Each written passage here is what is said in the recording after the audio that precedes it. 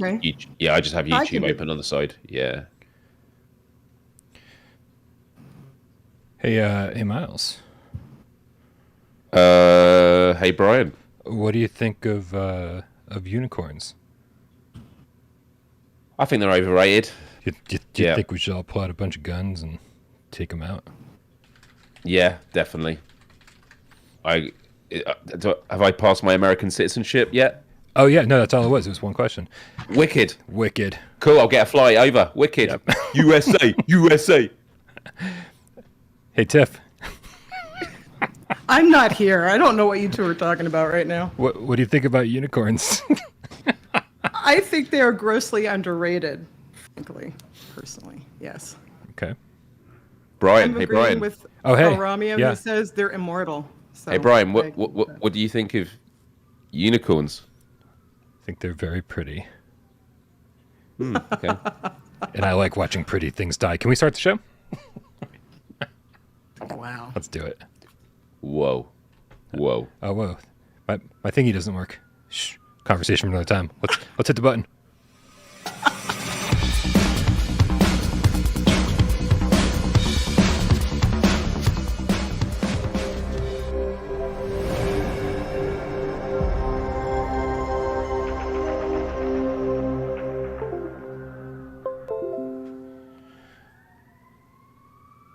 New controller and Lots of sirens on my end. Holy crap. Price increase. What is all this about? Yeah, Look at all not this great. crap going on down here. This is an absolute disaster. So This is PSVR Yeah, GameScast I Live. We guess we're film just gonna have live. to see how Lots this and one lots of plays sirens. out, but Every Sony single isn't Monday, Wednesday, doing and itself Friday any right favours here, in terms live of its on positioning YouTube. to the 6 p.m. consumer. Eastern. So We're what doing do it you right think now. this means for Actually, it's PSVR close too? enough, man. You can take what you can get around In here. terms of I pricing? think it's going to Today, be a $500 headset. you don't get to me. That's what I think. It's like two for I the price of suspect you're one. right. In fact, we got Tiffany Tolman from Skydance And to be Interactive here honest, in the I middle of don't the screen. really What's see going it on, as Tiffany? although it's a I am here with you mainstream, two lovely folks, but platform, actually I'm not here sure for the it's chat. going to be So doing you two just mainstream go right numbers. ahead. I I'm going to be think it's talking to my real absolutely- friends in the absolutely chat. fine God, this is to- like to pay every for that single level of Monday. spec What? Because the specs look We didn't agree with this. galactically AJ good. and I were like this. So All right, I AJ, think- let's get it going on in the chat. Holy crap. Oh my goodness. And on the far right-hand side of the screen is Miles from Miles Dyer Official, also known as youtube.com/Miles, M-Y-L-A-S. I'm glad you do the MYLES because it would just sound like such a Miles. Like it just sounds so like Anticlimactic, yeah, for sure, man. Yeah. We need Yeah. something more. We need something more punchy, like punching a Exactly, unicorn that's what in the most- face. Yes. Brian, is there audio in the corner of some video they're saying? There's like... Yeah, probably. Nothing else in this is working properly, so there it is. Yep. Thank you, chat. Yep. Couldn't do this without you. I don't. How are we doing, Game Cats? Hope you're doing good. Another week, another chance to talk about our favourite thing: unicorns, guns, and PSVR 2. Maybe that latter thing. Maybe. Yeah, it's gonna be We about can a talk lot about of that stuff. today, Brian. Yeah, I think we're going to talk about some of that stuff. But we're going to talk about we're going to talk about all sorts of things. We're going to talk about maybe the price of the PSVR 2. We're going to talk about a new game that's been not really totally confirmed for PSVR 2. We're going to talk about guns. But first, let's take it to the cats, man. If you guys don't know, over on Discord, you can click the link in the description below, and you can leave your viewer takeover questions over there. Some people will try to answer your viewer takeover questions. I can't stop you, but just don't. So if you go over to the viewer takeover channel, you can see all sorts of crazy things going on over there. I feel, rather than sitting around, guys, and shooting the shit for like 30 minutes. I figure we're going to be doing a lot of sitting around shooting the shit once we get the show started, right? So I figure let's just get the show started right away, and you know how it goes. Anyway, people have the mistaken NDA with the viewer takeover question, right? What are some genres you had no interest in playing flat, but you enjoy in VR? Let's start with our guest of honor, Tiffany. Yeah, definitely.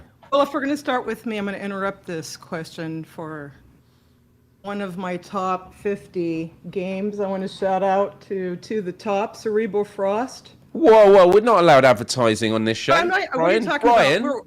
We have questions. A question has been asked. Brian? Right. So What is this? what games can I not see myself playing flat, but I play in VR?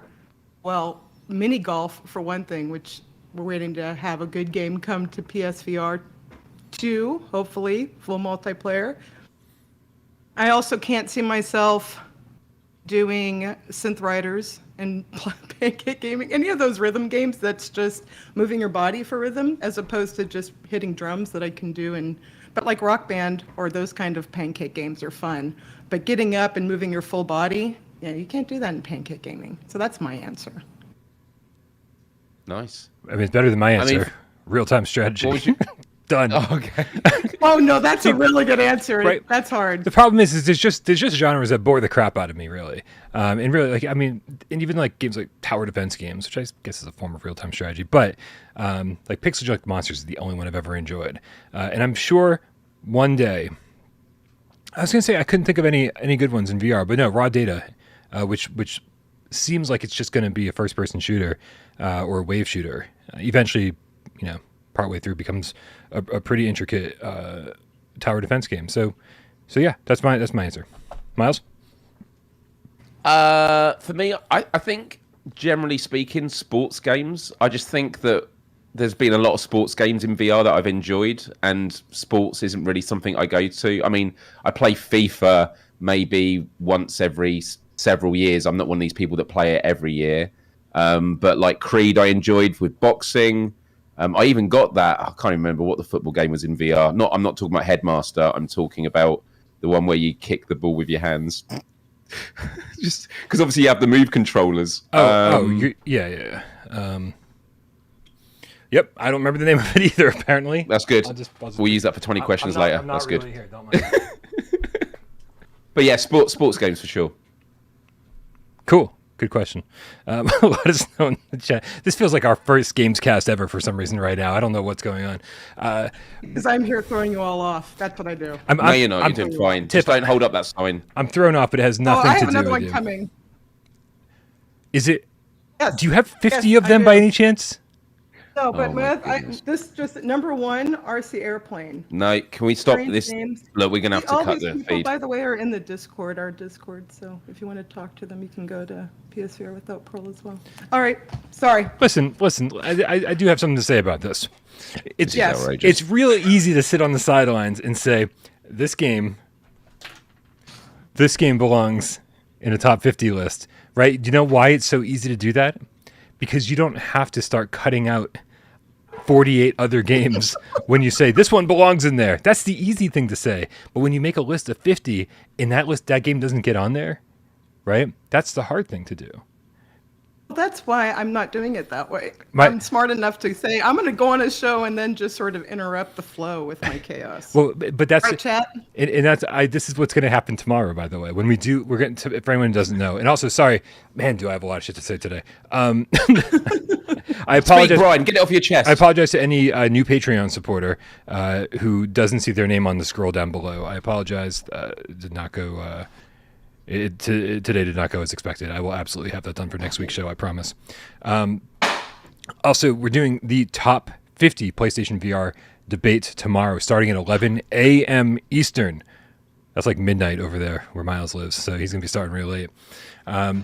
It's gonna be everybody. It's gonna be all of the hosts of Without Parole. It's gonna be me, AJ, and whoever else is usually on the show. Miles, you can't steal my idea. That's idea stealing. And sorry, everybody, there's construction on my end. So if you hear random construction noises, that's on me. Yeah, don't worry. It's not happening in your house.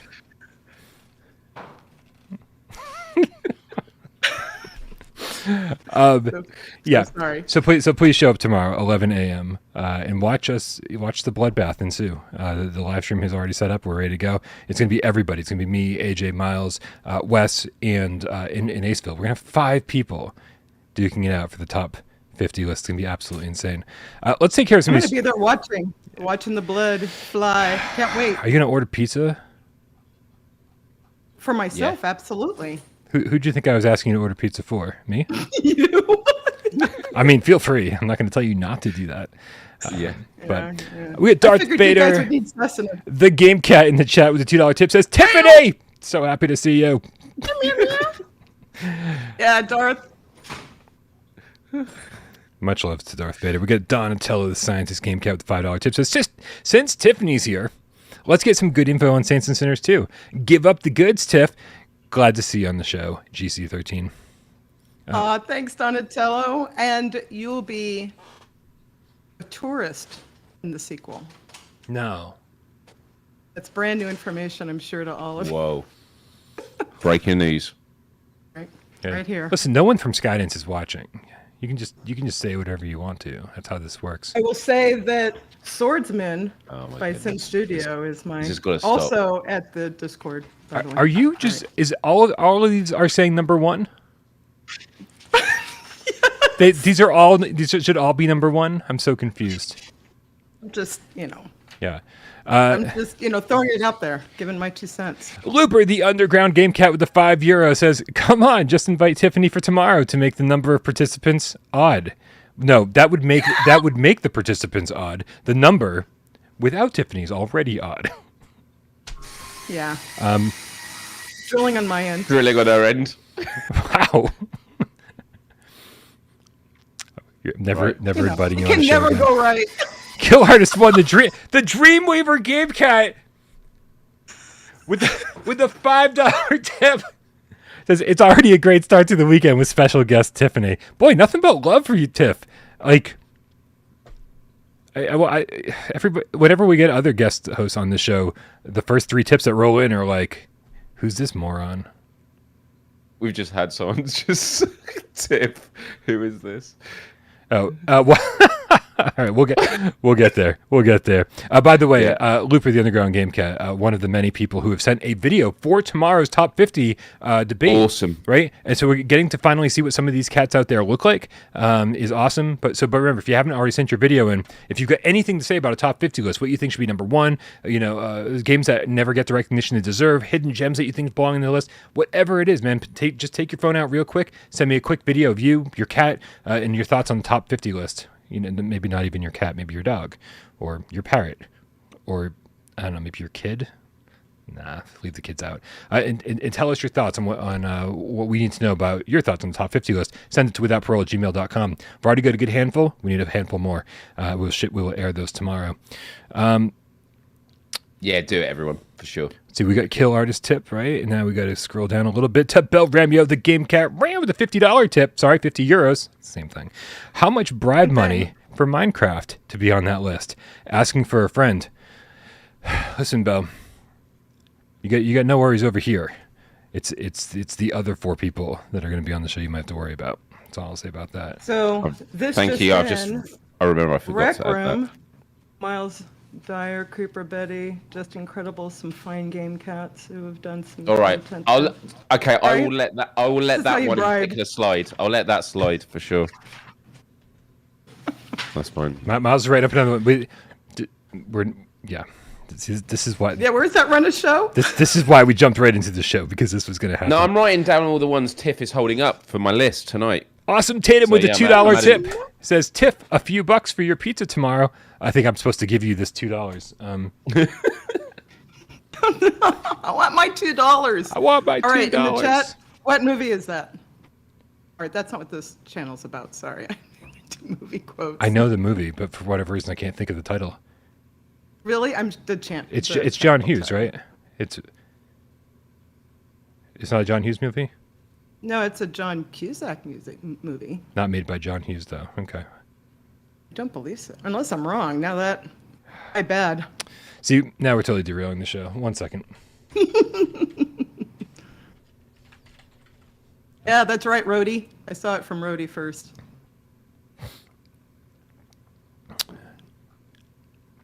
I've decided to just Better off make you dead. guys wait. Yeah, no, I'm actually waiting. I was going to say something, but I'm All like, right, while oh. we're waiting, then I'm gonna go ahead and throw Oh. up this next one. Dreams, #1, Twitcher, Historian, Genetic Blasphemy, Neon. I like your Griffin, who is handwriting, many of Tiff. you. Thank you. It's not one of a serial killer. It's actually how No, I it's write. not. I can't do cursive. I would have preferred it if it was done with cutouts of newspapers. Oh, I'll do that next time. Yeah. My next video. Next time I invite Brian to my channel. I don't think I'm allowed over there. And after this show, no one's allowed anywhere. While it is now a Game Cat, specifically a White Tiger with Canadian $2 tip, says, "Who is she?" Tiffany is. What's your official title, Tiff? I don't want to mislabel your job title at Skydance. My official title is producer, and I'm over at Skydance Interactive, and my project is Saints and Sinners 2. That's right. Awesome. Try not to screw it up, Tiff. late. We're doing our best to send out PSVR 1 in style, and if you guys screw this up, it's going to go out with a whimper instead of a bang. How does it feel? Sorry, Miles. How does it feel to know the entire world is on your shoulders? We're out. It's just in Arasi Endeavor 1 Player 1 over at our Discord. Sorry, what was I saying? My question for Tiff was actually similar to what Brian asked, which was for the sequel. The first time you did it, you were working on a game and it got released and it was out there and you heard the reactions. This time you do have that big shadow from the community that you've got this game, we know it's coming, and you start seeing how people speculate based on their experiences of the first game. I'm just curious to know what that's been like for you as someone who's, you've poured so much energy and heart into this project. Has it been more difficult in the build up to this release for that reason? Or Tiff? Busy chatting. What were you saying, Miles? Do you know what? We'll do this question later. No. Go ahead, Miles. I'm listening. I was asking the difference between Saints and Sinners and the sequel that you're doing now is that with the first one, no one knew the game was coming out, and then it did. Right. And now with the sequel, you've got this fan base from the first game that is now anticipating what the second is going to be. Has that been more difficult from a personal and emotional perspective? Because there must be some nerves there that you see people speculating and things like that. Has it made it a more difficult process this time round? No, that's actually a really insightful question. Interestingly enough, the very first game, we were so stressed out about the fact that we were competing against another Walking Dead but Walking Dead game, that it sort of put everything else in the background for us. With this one, again, there's just a lot going on in the VR space, and it's not our first time having this sort of expectation because we've been doing video games a long time. We've did pancake games before we went to VR. So we kind of know how to handle the stress, but no, we absolutely do not want to disappoint. We want to deliver a game that we love as much as you all love, or frankly, really, that you all love more than we love. That's what we want. So yeah, there is some pressure. We're feeling really confident. We really like what we're doing. And if you don't love what you're doing, then you shouldn't be doing it, right? And that's our philosophy. We want to really make stuff that we love. That's an insightful question. I think the landscape certainly has changed. That's awesome. I hate saying this. I don't think the landscape has changed all that much that you need to be too worried, because quality games don't come along for VR all that frequently. I'm not just talking about PSVR, where the world is your fucking oyster. It's literally the only game we're gonna get, probably in the range of in your release window. There may not be any game a month before it or a month after it. Who the hell knows? But there is, Brian, to your own channel, you've pointed out a lot of games that have come out in this last year that are, they constantly are stretching the bar. It's not every game that's released that's doing that. Right. There's different, there's the arcade games that are not really trying to push the boundaries in that regard, but like Song in the Smoke, Wanderer, these are games that have taken a look at the landscape and said, we can do that better. And for me, not only our game, but all of those games that are coming out that are saying, hey, we could see what they did, we can do that better. That's exciting. That's the part that gets me all excited about the future of VR. So while, yeah, it may feel like a desert in terms of innovation within the space, they're still chipping away at that, and that's exciting. That's cool. Sure. In the desert's got to be, we have to be hitting a pretty fucking big oasis soon. I mean, PSVR 2 is right around the corner, and I've said it a few times in the last few weeks here that there's no way Sony's taking the same, is going to go into PSVR 2 with the same mentality as they went into PSVR 1 with. Otherwise, they wouldn't even bother with the PSVR 2. So I do think we're about to see the landscape of the VR world change very, very quickly in just a few months' time. I don't know if you know all of the launch titles, Tiff, but I do, and it's going to be crazy. I don't actually know. I'm just fucking kidding. What it does is irritates AJ. He's like, you didn't tell me that. It's and anything I can do to get under AJ skin is my favorite thing ever. We got Looper, the Underground Game Cat with the €2 in the chat. Says, sorry, I meant even. He didn't mean odd number of hosts. He meant even number of hosts. We got Looper, the Underground Game Cat with the €2 in the chat. Says, or did I? This is great. We got Firebird Old School with 123. 1, 2, 3 Sekaros. He goes, 1, 2, 3. Hit the goofball, the like button. Oh, the golf ball. It's not the goofball. I just can't read. Yeah, which I did get. I got called out for twice on the last show, by the way, for not being able to read. Because that horrible article that we're reading, it was like horribly written. And people were like, that article's written fine. Duh. Learn to read. And I was like, okay. So just so you know, I read your comments and I choose to make fun of you instead of accepting your opinion. We've got Mark Pringlesleaf in the chat with the £2. Says, Tiff, do you have another game lined up after Saints and Sinners 2? Well, this would be the place to reveal it, obviously. The trilogy. Well, here, let me tell you. No, but because I was listening to you with both ears, Brian. I replied to them in the chat and said, we're all in as a company to VR. And that's all I said. So That's awesome. So what you're saying is End Dreams has nothing on you. Oh no, I'm really excited about what End Dreams is doing too. Like when I hear of, all of these like fast travel games, all of these developers are saying, "Oh, we're all in on VR," and they're just super excited. I think, oh my gosh, the future is so great. Which reminds me, this just in, #1 boxed in. Richard M. Smith, 76 is also in our Discord. So, and there's also a special surprise for the Game Cats in that game. There is indeed. Isn't there, Brian? I love the elaborate and just. Yeah. Can't just place it down over here. Well, there's nowhere to place it, honestly, so I just figured I'd do something a little more interesting. She's actually trying to give whoever's drilling a paper cut, like a ninja star. Obviously. Or Oh Arthur man, behind me. we got Waleed is now. By the way, with every single tip that comes through, we're chopping out little parts of the show. Waleed is now a game cat, specifically White Tiger. With the Canadian $2 tip says, "Hi Tiffany, have you used the PSVR 2 yet? Impressions? There's no way this is embargoed."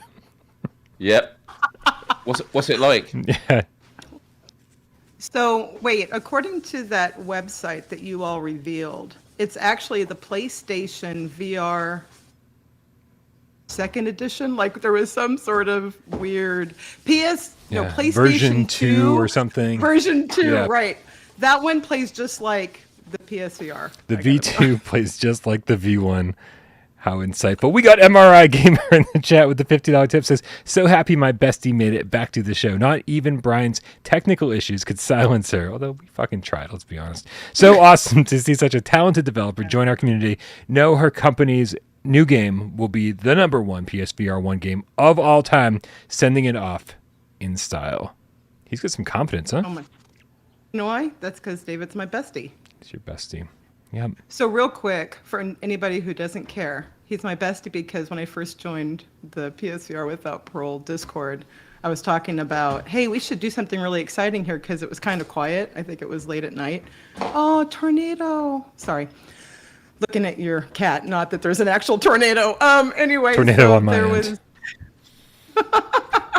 I'm completely frazzled by the cute cat. Anyway, so in the Discord, I was talking about how we should do like a virtual bonfire, and MRI Gamer was all in on that and was throwing in, Brian's shirts and AJ's beanies, and it was a lot of fun. So MRI will always have my love. Anyway, that's for anybody who didn't care. MRI has a solid spot in this community. We love that he's here. Dude, we should probably get on with the show a little bit. So let's hop over to the first relevant story on our run of show and check out this. No, that's not it. Check out this video from Digital Foundry, who was speculating a bit on the price today of PSVR 2. I know I have it here. I swear to you, it was the thing that was playing when the show started. Mm-hmm. I'll just mention #1 Alvo. Steve is also in our Discord, and a lot of Game Cats play on that. All right, here we go. Let me see if I can get the sound up for this. Here we go. That's not it.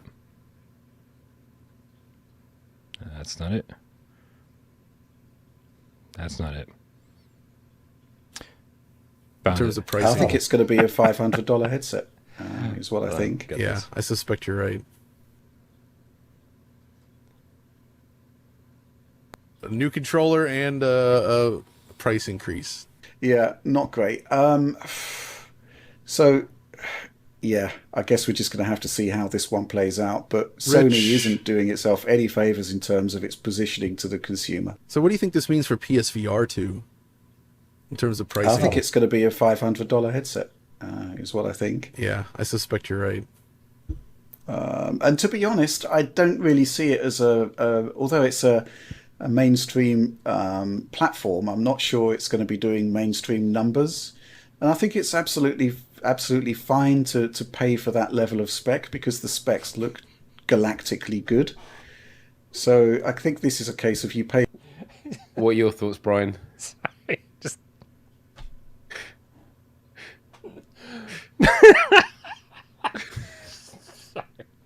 Sorry. Technical issues aren't supposed to be this funny, but just he's basically claiming that he thinks it's going to be a $500 headset, and I have no idea how much of that played and how much didn't, because on my end it was just an absolute disaster. If you could ever see or hear what I see and hear. Yeah, he was saying it's going to be a $500, and he says because the question has always been, is this the headset that's going to take it mainstream? Yeah. And the argument is, if it is $500, the answer is no. But with those that are bought into VR, they'll pay it because you get what you pay for, and it will have all. I think he said it was galactic in its capabilities, which means it will be worth $500. But it means that PSVR 2 will not go mainstream.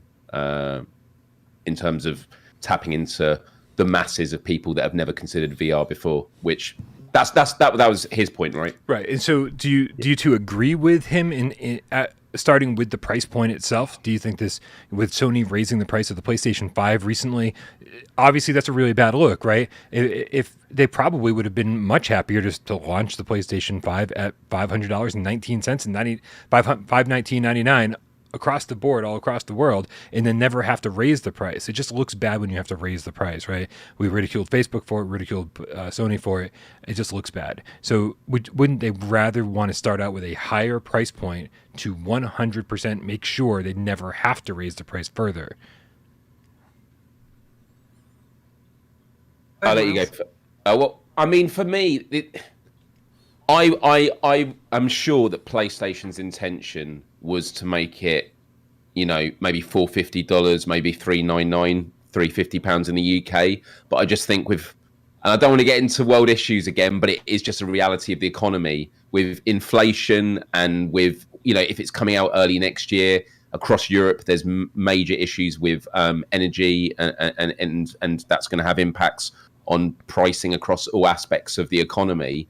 That the idea of it being $500 or £500 is like, well, yeah, it probably could be now because so much is going to change in that time.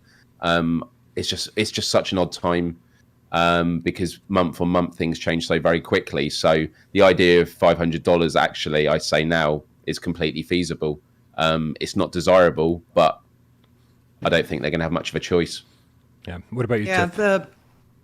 Oh, sorry, Brian. I was going to do it myself, but thank you for giving me some space. But, Miles, you hit upon something that I think is actually really critical and something that people forget, which is, the world is actually getting smaller in a way. Because of the internet, because of how visible every nook and cranny is becoming, the things that happen in another country can have a ripple effect, a huge impact on the rest of the world. The war with Russia, the economy in other locations, the heat wave across the world. These all have an impact. The pandemic just sort of proved it out, when that became worldwide. Now suddenly everybody's looking at each other going, hey, I relate to you. You're in the same position I am. And so that is having a sweeping effect across with, like you said, with the hardware, with being able to get items out there. We saw it with the spike in the, GPUs and CPUs, and they're trying to level it out. They recognize they have to get it out to the consumers. But now all the platform and hardware creators are saying, okay, for a long time we thought that this pandemic thing was going to just sort of slow things back down, but guess what? It is not. That's sliding glass door on my end. But now the reality is hit. This is kind of becoming a permanent state with our, hardware and getting things out to people. So I think that they finally had to equalize. They said, we've taken a hit for too long and now we have to equalize it. So to me, it's not surprising that everybody had to raise their prices. I didn't know if you wanted to talk about the $500 price point yet, Brian. Well, just something I wanted to say on the back of that. Firstly, in terms of, the prices going up, games went up with the PS5 to, I don't know what it is in the US, but they're £70 a game now. And actually, when you look at inflation over the last 10 years, the price going up has been long overdue, technically speaking. So they have held off, they have shown a lot of resilience. But the other thing that you mentioned regarding the pandemic was, during the pandemic, it was the first time I really appreciated that gaming is like a luxury in life. I think sometimes you take that for granted. And because when the PS5 was coming out, there was a lot of people struggling with the economy, and it's an expensive piece of equipment. And also with the price of gaming, you realize that it is a privilege to be able to game. And when you look at the pyramid of gaming needs, a VR headset is even more luxury than a console. And so the idea of it costing more than the console itself, I just think, in the grand scheme of things, again, I'm not saying I want it to be the case. I wish it was lower. I just think, unfortunately, it's a bullet that we're going to have to bite. And you know what? Most people in the chat are going to try and find a way to pay for it, because without going into specifics, last month I had a massive hit on my finances. You just sometimes have an emergency that comes out of nowhere. It completely wiped out all my savings. And then there's the rumors of the showcase happening, in a week from now.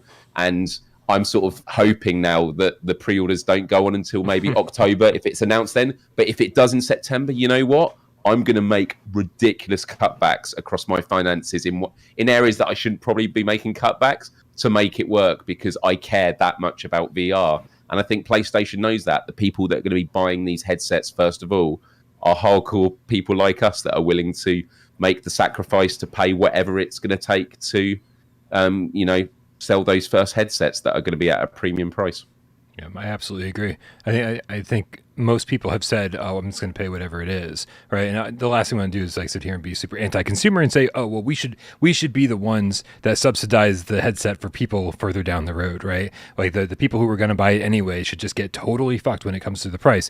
I don't think that's fair in the slightest. But obviously, we do want the absolute best headset that we can get, and we're not looking. This isn't the same thing as the Quest model, right? We're not looking to buy a new headset every 2 years.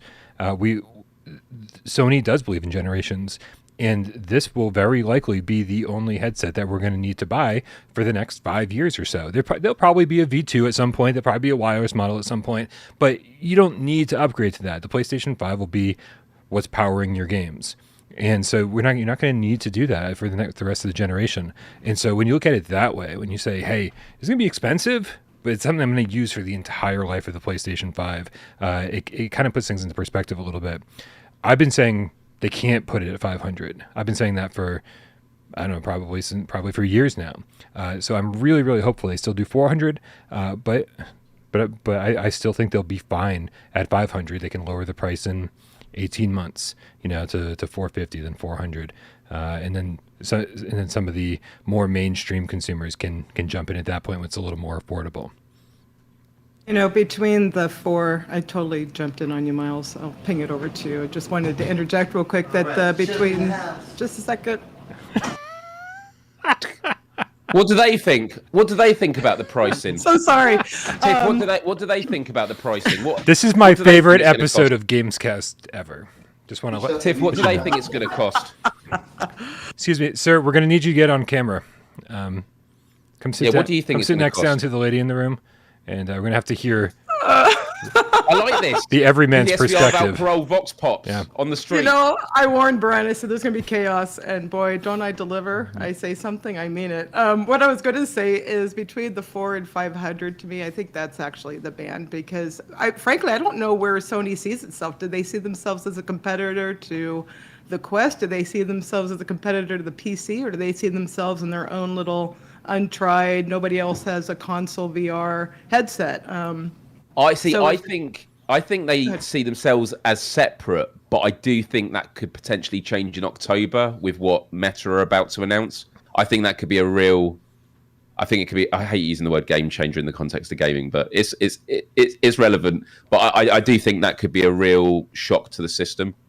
Of okay, you know. I will say that the chat's had some good opinions here. A little while back, Jeeves S said, if it's $500, they better bundle it with a bunch of games like they did with some editions of the PSVR 1 or the PlayStation 5. If you're a Plus subscriber on with PlayStation 5, you get like 20 upscaled PlayStation 4 games, like AAA PlayStation 4 games. I mean, it was about as much as a PlayStation 5. Like the free games you got kind of were the same amount you would have paid if you bought all those games separately.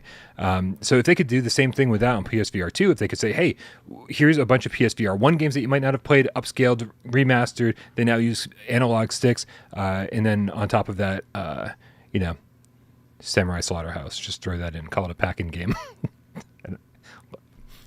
This makes me want to ask. Making fun of him.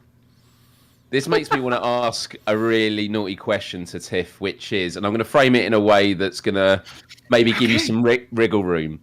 But, you know, would Sundance ever consider the Saints and Sinners, the original, that there is actually room for, you know, doing a remaster for the next gen? Or do you feel it's all focused on the new one? I don't know. Do you think that there is actually more that could be done to that original title that is so beloved by so many?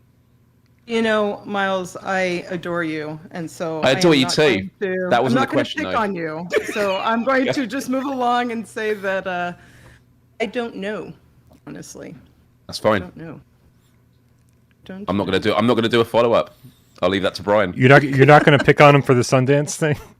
No, I was going to say something about films, but Skydance. I love Miles too much, and I just thought, you know what, that's something I would do, so I wasn't going to pick on him. I can't believe Brian called you out like that, Miles. I can't believe I said that. Listen. Okay. The chat's a little delayed, but they're picking on him right now, so don't worry. Yeah, I know. They've got That's the thing. covered. As soon as I make a mistake, because the chat is delayed, I'm just going to have to deal with it no matter what. But I know that was my giveaway, because you could have gone, well, I don't know what Sundance will do. We'll have to ask them. But I didn't want to do that, because I'm a nice person. Yeah, no, I am not a nice person. The gloves are coming off tomorrow, Miles. Watch it. It's all been funny games up to this point. I do those flubs all the time, and it's like, you know what, just keep going. You know what I meant. Let's keep going. And I knew what you meant. It was all good. I'm glad you knew what I meant. I didn't know what I meant. God. All right, well, I mean, I don't really know what else to say except... Oh, no, I do know what else. I was going to move us into our main topic, except in the meantime, we got a couple tips. First, from Super Cool Video Bro, $20 tip. Thank you so much. He said, I posted on NVC forum asking opinions on VR and was met with negativity. I was really disheartened and wanted to know if you think non-VR gamers are really going to be convinced to move over with the PSVR 2, especially if it's $500. I think... If you guys don't mind me taking the lead on this answer here, I think that's what hybrid games are all about. I think during the PSVR 1 generation, we saw a lot of games that no one's ever heard of before. And we're all going over here, dude, Shadow Legends is so cool. No, not that Shadow Legend. This Shadow Legend, not Raid Shadow Legend. They're like, oh, forget it. Oh, dude, whatever. And we're like naming titles left and right that we're like, this is such a great game. Blind Spot. Such a great game. And everyone's like, what the hell is Blind Spot? Right? What is this game? What is that game? What are you guys talking about? Blood and Truth? Even Astrobot. Like, Astrobot was a VR title. No one knew what the fuck Astrobot was, right? And we're all here raving about these amazing games. And everyone's like, does it have any games that I want to play, that I've heard of, that I'm interested in? You know? And so that's what I think the difference is going to be. If Sony is successful with the hybrid model of games and they're able to get things like Fortnite and Call of Duty and Grand Theft Auto all into VR, then yes, I think that's going to change the public's opinion on what VR gaming really is. It's not this other thing. It's a new way to play the games that you love. And I think that's what needs to change. And so far, we haven't seen that. Very, very few titles, few and far between, have adopted the hybrid model. I think PSVR 2 is going to change that. Agree or disagree? No, I agree. I agree with that, Brian. Yeah, I was going to say that the, sorry, I'm talking on my end. So the, just a second, you guys go ahead for What's a that, second. Tiff? Oh, it's really okay. We can hear him, but he's not that loud. All right, so what I was going to say was, with the hybrid model, I agree with you. My only concern is, like, when I watched I think it was the Sony, the showcase, whatever it was The State of earlier Play? in June. Yeah. State of Play. And when I was watching Pancake Gamers, who were watching that, and of course they front-loaded all of these PSVR games, it was really interesting to me because they were all like, I'm going to have to buy a VR headset. And I thought, what's with the sigh? Like, where is that coming from? And I wondered if there's still that barrier of entry of, I have to put it on, get marks on my face, mess up my hair, whatever is preventing people from just accepting that this is not a gimmick and it's actually a new, wonderful, immersive way to game. So I think that the hybrid will be a wonderful gateway to getting people to kind of go, okay, I got this. This is really fun. I want to do the next level with it. So I agree with you, shockingly. Here, we got a couple more tips here, so we can move on. We got So many tips though. It's amazing. It really is. Yeah, thank you all for all the support. Really appreciate you guys out there keeping the channel alive. Paying for tomorrow's pizza. While it is now a GameCast, specifically White Tiger with the Canadian $5 tip. Says, unlike PS5, PSVR 2 is yet to be successful at a mainstream level. $500 USD will kill its chances of going mainstream. Sony should price it at $400 max. Thoughts? I think they know this, and I think a part of their calculation is what we've all touched upon already, which is the people that are going to be racing out to get this are the people that are going to be racing out to get it no matter what. And once they've sold them, they then have an opportunity to reduce the price. I mean, before the PS5 price went up, the PlayStation 5 actually became a profitable item to sell, which is very rare in the first few years of a console cycle. They're always sold at a loss. So it was interesting to see them then put up the price more. If they go with a high price and it sells well with the hardcore fans, then that at least gives them room to reduce the price as opposed to trying to go in lower and then at the risk of then having to put it up later down the line. So, yeah. Yeah, they have to. And again, I never understand what Sony's doing. Like, I don't know where they get their marketing data. I don't know who they. Like, that's worked for them, even though it's been so frustrating as a consumer. So many times I feel like we've been disappointed, and yet they somehow still come through for us. So I have no idea. I'm like the worst person to talk about on this topic because I really want to be informed. And I feel like that Sony is this black box of unknowable. So we could speculate that, again, if they go higher than 5, that would, I think, that would then start putting them into the competition of PC VR. And I don't think they want to compete with them, to Miles' earlier point about kind of in their own little space doing their own thing and not really seeing themselves as competing with the other two, the mobile, depending on where you're from, or the Thank PC. You're welcome. Let's also not forget that the price of the PlayStation 5, there was this speculation before they announced it of what's it going to be, and they announced it after Xbox announced what their console was going to be. PlayStation came out straight after, and there was a lot said that potentially PlayStation knocked off a big chunk of their price to be competitive with Xbox. There's a chance that with whatever Oculus is or Meta's gonna release in October, that could also make PlayStation consider the positioning of their their headset as well. So that could be a factor too. Yeah. Do you think Microsoft will jump into the fray if I'm coming up with a completely different question? You're welcome, Brian, going completely off the show. But do you think they'll jump into the fray if 2 actually proves out and they're able to hit all of those boxes that we want them to hit with bringing in more people, pancake gamers coming to the VR fray? You think that's possible? To be honest with you, I don't give a fuck what Xbox does, what Microsoft does, and it's not because I don't like them, right? What my issue with Microsoft is that, like, really in their ecosystem, there's not a whole lot of games that I want to play, right? I've said They have Bethesda now. Yeah, but it's sort of like when VR. It's sort of like when they bought Rare, right? A lot of people have said, "Oh, we blame Microsoft for Rare's demise," but a lot of people in the know on this one will tell you Rare was already on its way out and already suffering, and a lot of the most creative people at Rare had already left by the time Microsoft had bought them. So again, Microsoft is doing this too little, too late strategy where they're like, "Oh, we're just going to buy the successful thing," but no, they were successful already, and their time has come and already starting to go. And so I don't think we saw Microsoft ruin Rare. We saw Rare already falling apart in losing their value, which is why Nintendo had no problem being like, yeah, fucking sell these fuckers. There's nothing left here, right? And I think a lot of the same thing is happening with ZeniMax. We've been watching Bethesda and going, yeah, okay, like one of my favorite games on the PlayStation 3 generation was Fallout 3, right? And then we all played Fallout 4 and went, yeah, okay. This is all right. I don't think too many people were blown away by Fallout 4, and where the fuck where's Skyrim 2? Where's where's the sequel to that game? It's like and what was the most recent game they just showed off? That everybody had been waiting years to see, and we were Starfield. We were all super disappointed by it. We're like, right. No, man, Sky does this shit better, right? Like, and so I'm not trying to say bad things about Xbox. I'm saying I will care about what they're doing when there's games over there that I'm really interested in.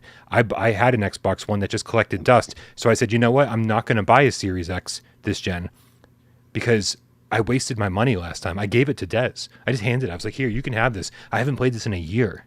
Right. And so I was like, well, I'm not going to waste my money when there's other games to play. When there's games, I'm like, I need to get an Xbox for this. I won't waste any time. I'll go buy one.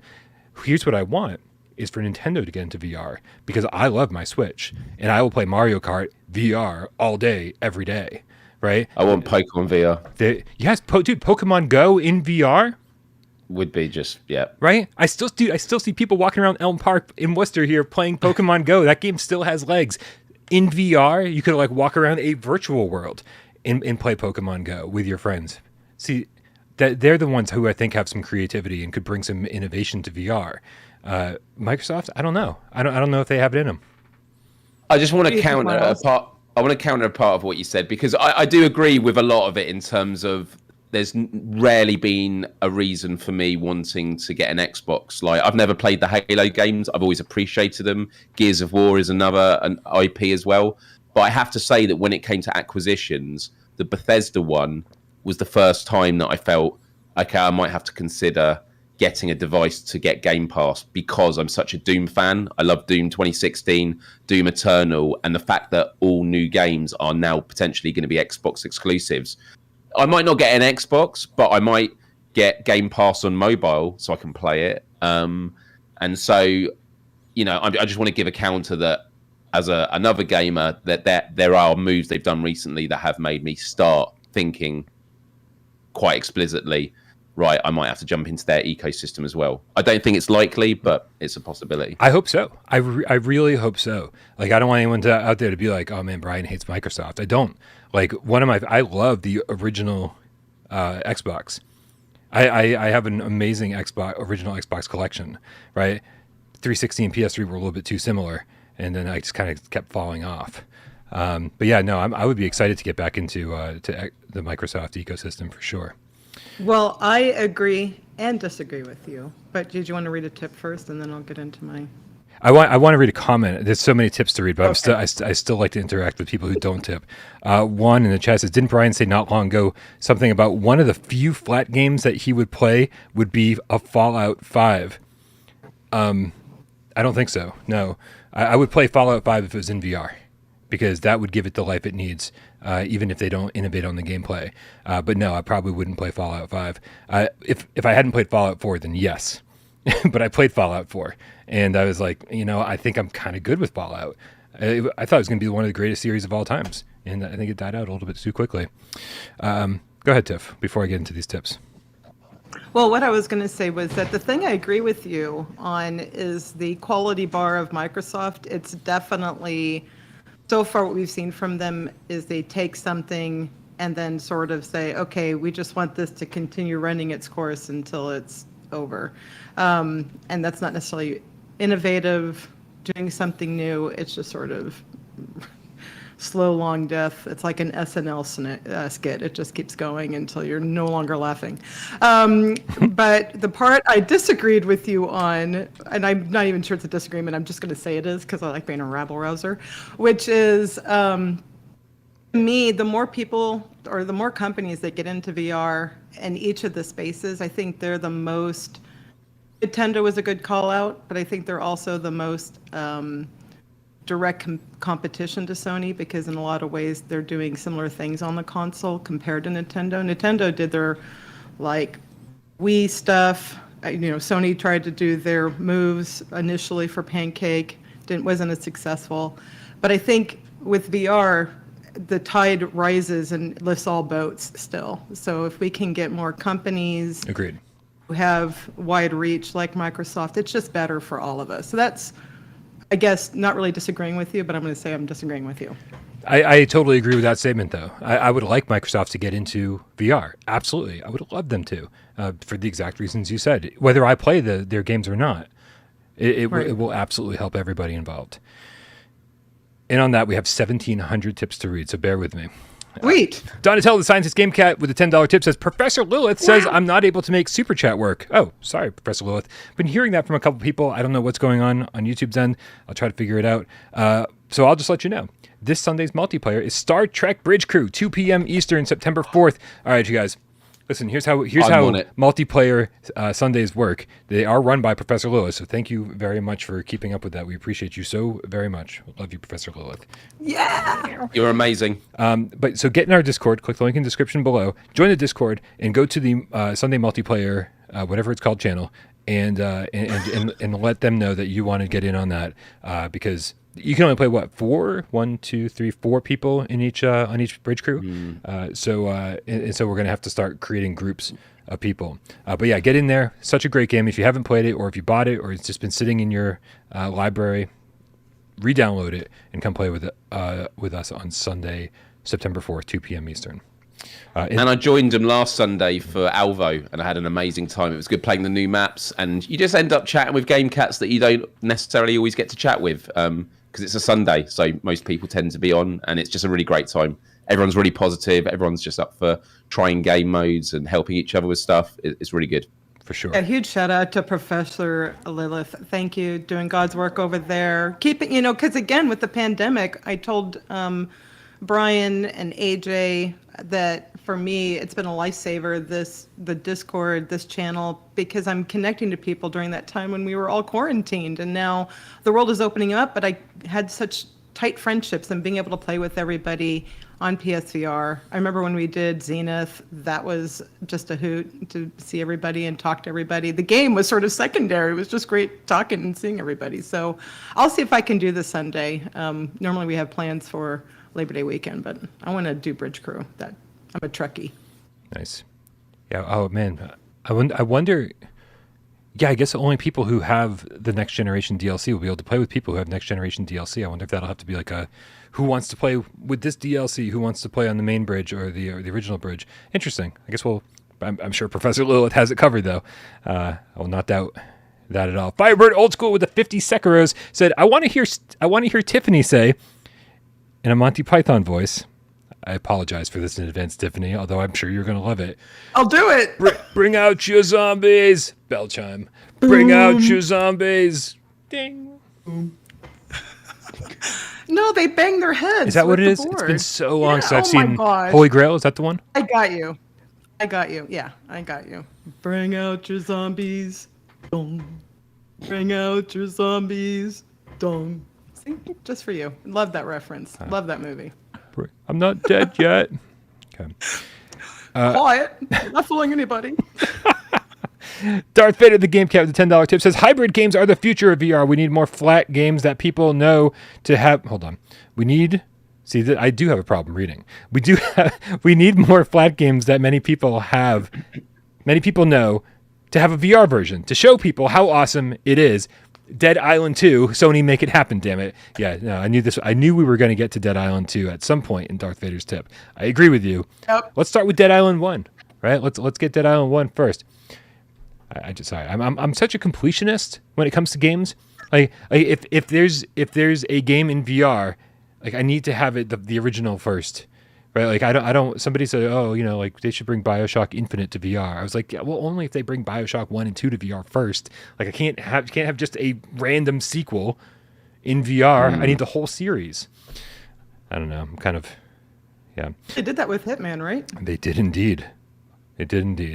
Mark Pringlesley for the £5 says, but with the price hike on PS5, will this mean that the PSVR 2 will cost the rest of the world far more than it will be in America? Well, we don't have to answer that. Lucas Stemberger explains this to you, Mark, with the $5 tip. Says the PS5 costs the same in the US as it does in the UK, Canada, and Europe. The currency just went down. It's $5.50 in the UK, same as the US with taxes. See? Look at that. Despite the fact that I didn't get a pay raise, and you didn't get a pay raise, and you didn't get a pay raise, the console costs the same as it did before. Inflation doesn't make any sense to me, right? It'd be one thing if we were all getting pay raises to account for inflation, but that's not the case for everybody. I'm still fucking paying more, although I'm not because I'm in the U.S. So who the fuck cares? Because I care about everyone who does have to pay more. Dark Angel 3 with a $6.50 tip. Oh. Yeah. No, Dark Angel is way more important than me right now. You go. Okay, I'll give you that. With the $6.50 tip says, ooh, look at all the pretty colors. Hell yeah. There was pretty colors, Dark Angel, when you did that. I saw it. She was talking about the rainbow of tips at the top. Oh, very nice. It was pretty. It was awesome. Serial Killer thank you, Dark Angel, by the way. Serial Killer the Game Cat has a new game puppy. Aww. Yeah. Wait a minute. How come I didn't see that in your video, Serial Killer? Serial Killer sent me a video for tomorrow's top. By the way, I know what Serial Killer looks like.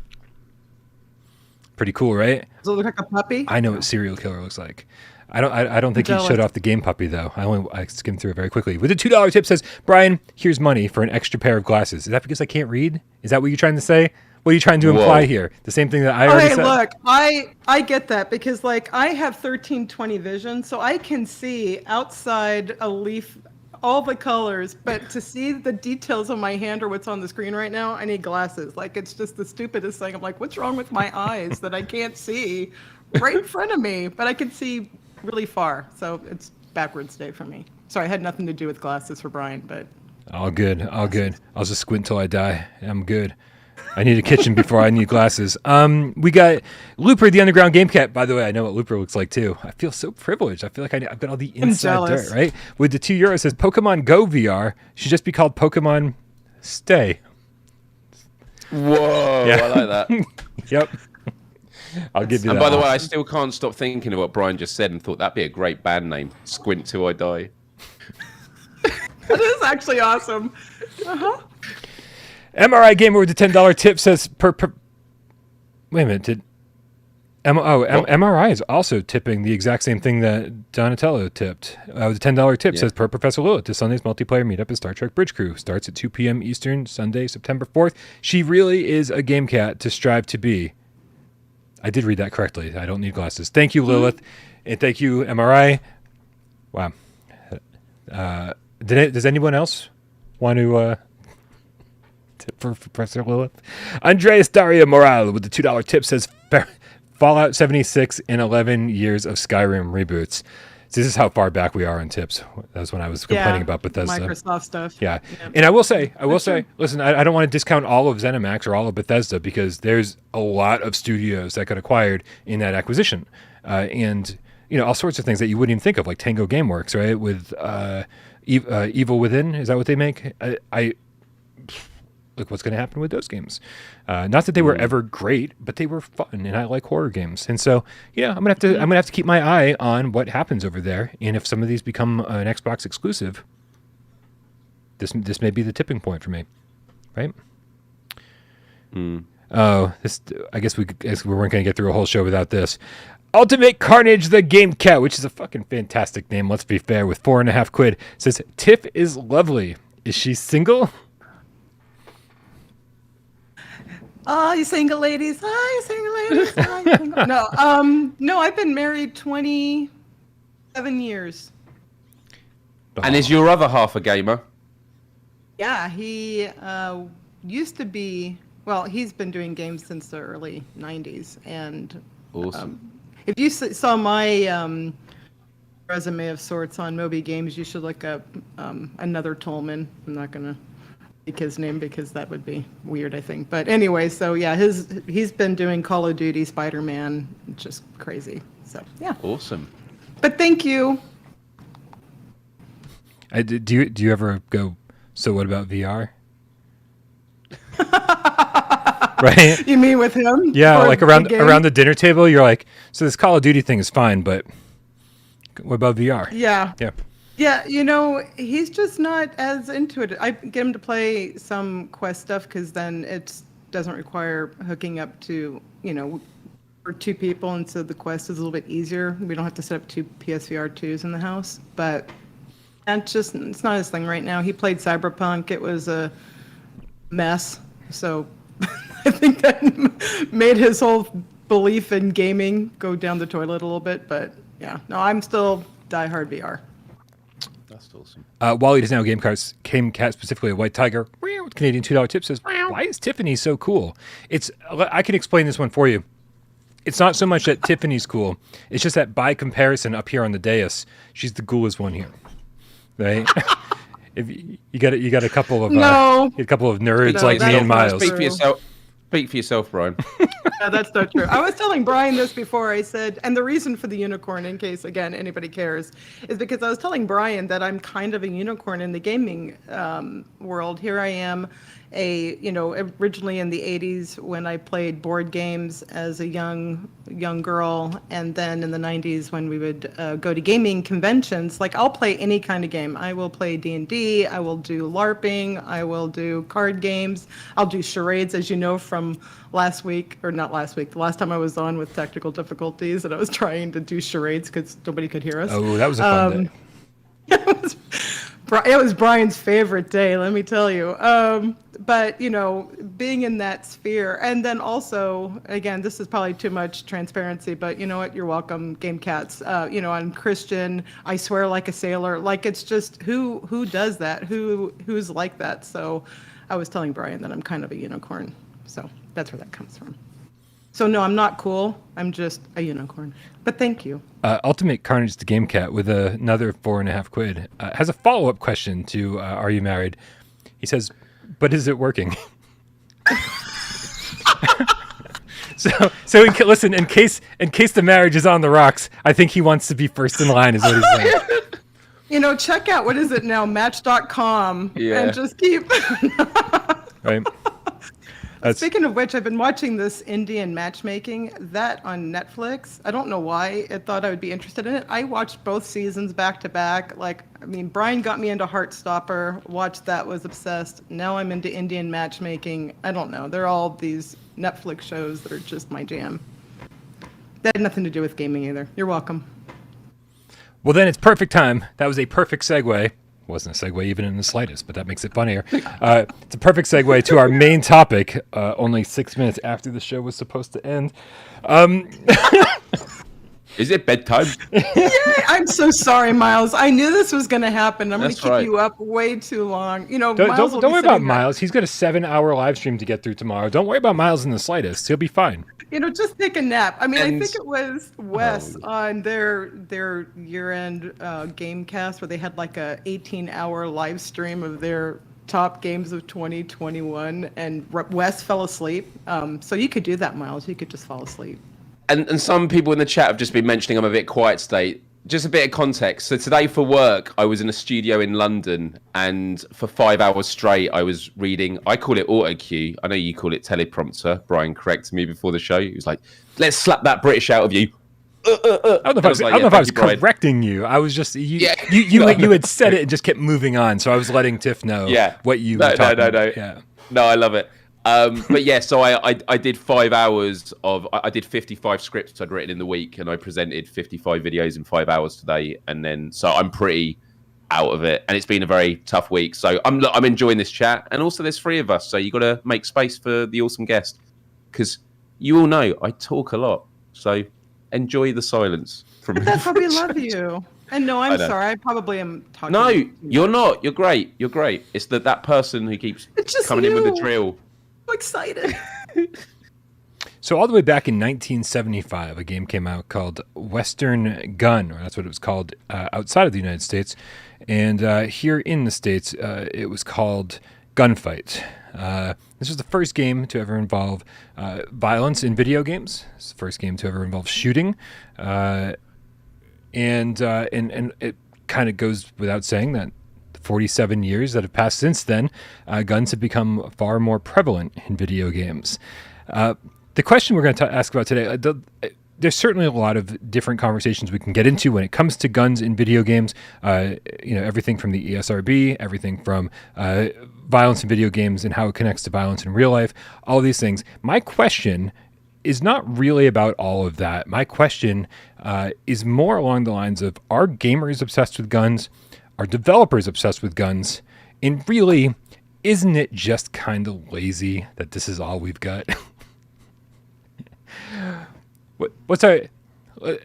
You've got to admit, right, before we even really dive into this, you've got to admit that ever since... I don't even want to say like the original Nintendo. I don't want to say like Super Nintendo. It's really one of those things. As graphics have evolved, as games have gotten more complicated, more realistic, for some reason, guns have become more prevalent in video games. Along with that, why? Let's start with this. Why do you think that is? And let's start with Miles, since he's not fucking talking today. So for me, when it comes to game mechanics and there's competition or there's an objective, shooting games for me is a really clear-cut way of doing it. You've got a gun, they've got a gun. When you take the shot and you take them out, it's like you get a point and they don't. And that kind of clear-cut psychology, I think, is what gives people the thrill of, like, I've owned you in that moment. I killed you or you killed me. I mean, what I find quite interesting is even games like Fortnite. Fortnite, you're shooting people with guns, but the reason it has such a low rating age-wise is because they're not called kills in the game. They're called eliminations. And just using that different language means effectively you've got a shooting game, but it's not treated as a shooter. And so I think that because the popularity of games has always revolved around, it might be an adventure game with some kind of shooting mechanic, or it's just a full-on first-person shooter. That is where the market is. And when, game companies have to decide where they're going to put their money, they're going to put their money and invest in what works already. And it's why you see massive developers, whether it's Bethesda, Naughty Dog, EA, Activision, they're all doing it. And the reason why is there's a market of it. So there's definitely a chicken or egg to it, of like what comes first. But I do kind of think, because it's like when we talk about the media, is it that newspapers and the news media is influencing what people and society thinks, or is society's actions and what they demand feeding what the newspapers print and what the media reports on? And I think it is that cycle, and I think it's the same with gaming and guns. Well, Tiff, can you pick it up from there? Is it the chicken or is it the egg? Is it the gamers that are demanding more games with shooting, and that's why a lot of these developers are making games with lots of guns, or is it developers saying, "Hey, we want to make a game that we think people will like, and so people like guns. Let's do that." Which came first, or what's happening now? I'm going to say yes. No, seriously though, with regards to so break it down. In order for people to feel invested in a game, something that they have to have skin in the game, and one of the most effective ways to have people feel like there's something to lose is, of course, your health bar or your life. We could talk about, well, how come guns have increased in popularity versus other melee type style weapons or other shooting weapons? And the reality for me is that if you look at games like something like Sniper Elite and the slow-mo and the fascination with having something that powerful that you're controlling, and it's me versus you, the chips are down, that's just very compelling. And from a design standpoint, it's hard to find that same intensity in other ways of doing games. Like, I know there's this game called like Splatoon, where they tried to do more of a, you have basically paintballs that are everywhere, but it's so lighthearted and it's great for people who don't want to do the gun shooting. The reality is you don't really feel as intensely like this is on the line and that elevated, your adrenaline is rushing and it's, me versus you as you can with, well, firearms or things that have a long range and explosive or really intense impact. So I think it's our nature to find a vicarious way of expressing and for some people decompressing, because you're able to do that when in real life. I don't know the data, but there's not like a ton of people who I think own guns. Generally, gun ranges are there for a reason, where people can go in and feel that massive power in their hand and shoot it. So I think there's just something very thrilling about having that amount of firepower in your hand that you control. That just happens to be the way we manifested it. It was through this invention called the gun. I might be talking out my butt, but that's what I think about guns. I mean, there's certainly a level of power fantasy, right? So you get in there, and for a lot of people, I think guns are something that they don't interact with every day. That for me, it's the same. I hate. This might sound weird to some of our audience who maybe are, I don't want to use the word gun nuts, because some people are just gun enthusiasts. Some people are just, they enjoy going to a shooting range. There's all sorts of levels of gun enthusiasts out there. But so some people are intimately familiar with weapons, know exactly how to reload a gun. I, however, am not one of those people. That's not, guns are not a big part of my life, even in the slightest. So guns to me might as well be a magic fucking wand. Right? Might as well be a book of spells, spellcasting. So for me, it is actual fantasy, not power fantasy. It's just, this is something I get to do in a game that I don't get to do in real life. I think maybe I would love to see the number of people out there who do interact with guns in everyday life and come home and want to play a game where they're shooting people, right? Do people in the military who've gone through wars, actually gone to other countries and actually had to engage in combat, do they come home from missions and go, man, I can't wait to play some Call of Duty? I'd be very, very curious to hear about that, because for me, the fantasy is what's great about it. Is like, oh yeah, these things are fucking dangerous, and just like I wouldn't wave a wand at somebody in real life, and I wouldn't wave a gun at somebody in real life. But man, this is so cool because I get to do it in a video game, and that's what video games are all about: is getting to do crazy shit. And so for me, yeah, it is. Thank you, Adam, in the chat. 30 to 40% of American adults own a gun, and so. Yeah, so I mean, I'd really love to hear like what the stats are if those people like, come home and go, I want to fucking play a game with guns, because for me it's all about the fantasy. I definitely think that's definitely a big part of it as well. And I was thinking also more about the idea of like game mechanics, of like what are the biggest game mechanics in mainstream games. And Tiff could totally correct me on this because I could be completely wrong. But when I think about it, I'm like, there are two main things that happen in games for the most part. One is traversal, it's getting from A to B. So that is going over obstacles or trying to find the right path or do the right objectives to get you from A to B to C and so on. And then the other mechanic is hitting a target. It is in a sport, it's getting the ball in the back of the net. It could be, shooting guns. That is the real fun objective for a lot of people. And there was this article that when Brian mentioned this topic that we were going to be speaking about today that came to mind, and I managed to find it because it was from a couple of years ago, which I can put in the chat. And it was called The Last of Us 2 Epitomizes One of Gaming's Longest Debates. And it was talking about violence in gaming. And it also talks a lot about guns. And I just want to read like these 4 paragraphs, which I'll do quite quickly. I've done lots of reading today, so I'm well practiced. But I think this is a really good summary of sort of the history of gaming and how we've got to where we are.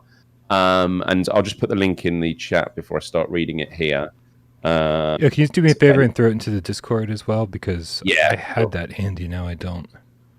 I've just put it in the one with the 3 of us on chat. Yeah, Thank you. It's on Polygon. Really interesting article. So halfway down it says, in video games, shooting stuff has been a beloved dopamine hit for nearly 4 decades. Point at something, pull the trigger, and watch that something explode, dematerialize, or ragdoll down a flight of stairs. Shoot and kill, cause and effect, reduced to its simplest form. Early 3D first-person shooters from Doom and Rise of the Triad to Unreal and GoldenEye 007 found tremendous success because the majority of the best game designers made shooters. The genre rapidly improved, getting AAA video games stuck into a self-fulfilling loop. Shooters became the most polished games, so they sold better, thus publishers greenlit more and better shooters, which sold better.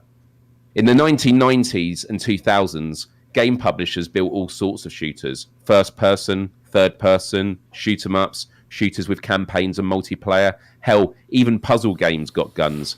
But by 2007, critics began to express something like shooter fatigue. A majority of gaming publications in that year awarded Game of the Year not to BioShock, Portal, Modern Warfare, or Mass Effect. They gave the honor to Super Mario Galaxy. Despite the unprecedented success of the shooter genre, the creators of shooters seemed similarly burnt out. They started telling serious stories about complicated heroes and heroines, stories that ignored the fact that the protagonist had slaughtered hundreds of people along the way. And that's why in 2007, game critics could not stop talking about, and it's called ludonarrative dissonance, which was a term. And it's talked in the context of like Uncharted and what Naughty Dog was doing. But ludonarrative dissonance, to sum it up briefly, is the idea that you have a disconnect in games between narrative functionality and gameplay functionality. So an example is you're playing, I don't know, an open world RPG, and you're on the final mission where the boss is about to destroy the entire world, and so you have to go there and save the world. Okay, that's the narrative part. But the gameplay part is there's loads of side missions you still haven't done yet. So you're going to spend 12 hours doing side missions of helping a kid find an apple that he's lost or something like that, which there's this disconnect and it doesn't make sense. And they're saying that that happens a lot in games now, where you get a game like Uncharted where the hero is Nathan Drake that everyone admires, but the mechanic in the game is shooting, and he massacres hundreds and hundreds of people in this game. And so violence, it's not because the games want to be violent, it's just the mechanic of shooting people is something that we all adhere to and support as gamers. But yeah, what are your thoughts on that, the article, and that kind of notion of just violence and shooting is just like the easiest mechanic to build a game around? You know, there's several threads to pull at that.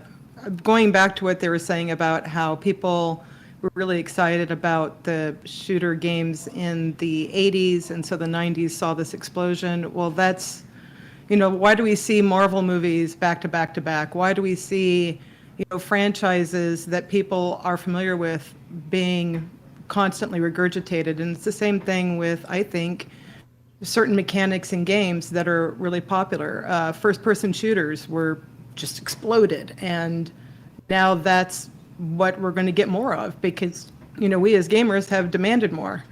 So for me, going back to part of that article in terms of violence, I think Awesome Tatum is in the chat, and this is somebody who's a veteran, people who have fought for their country. Do you equate those with murders? No, that's intention.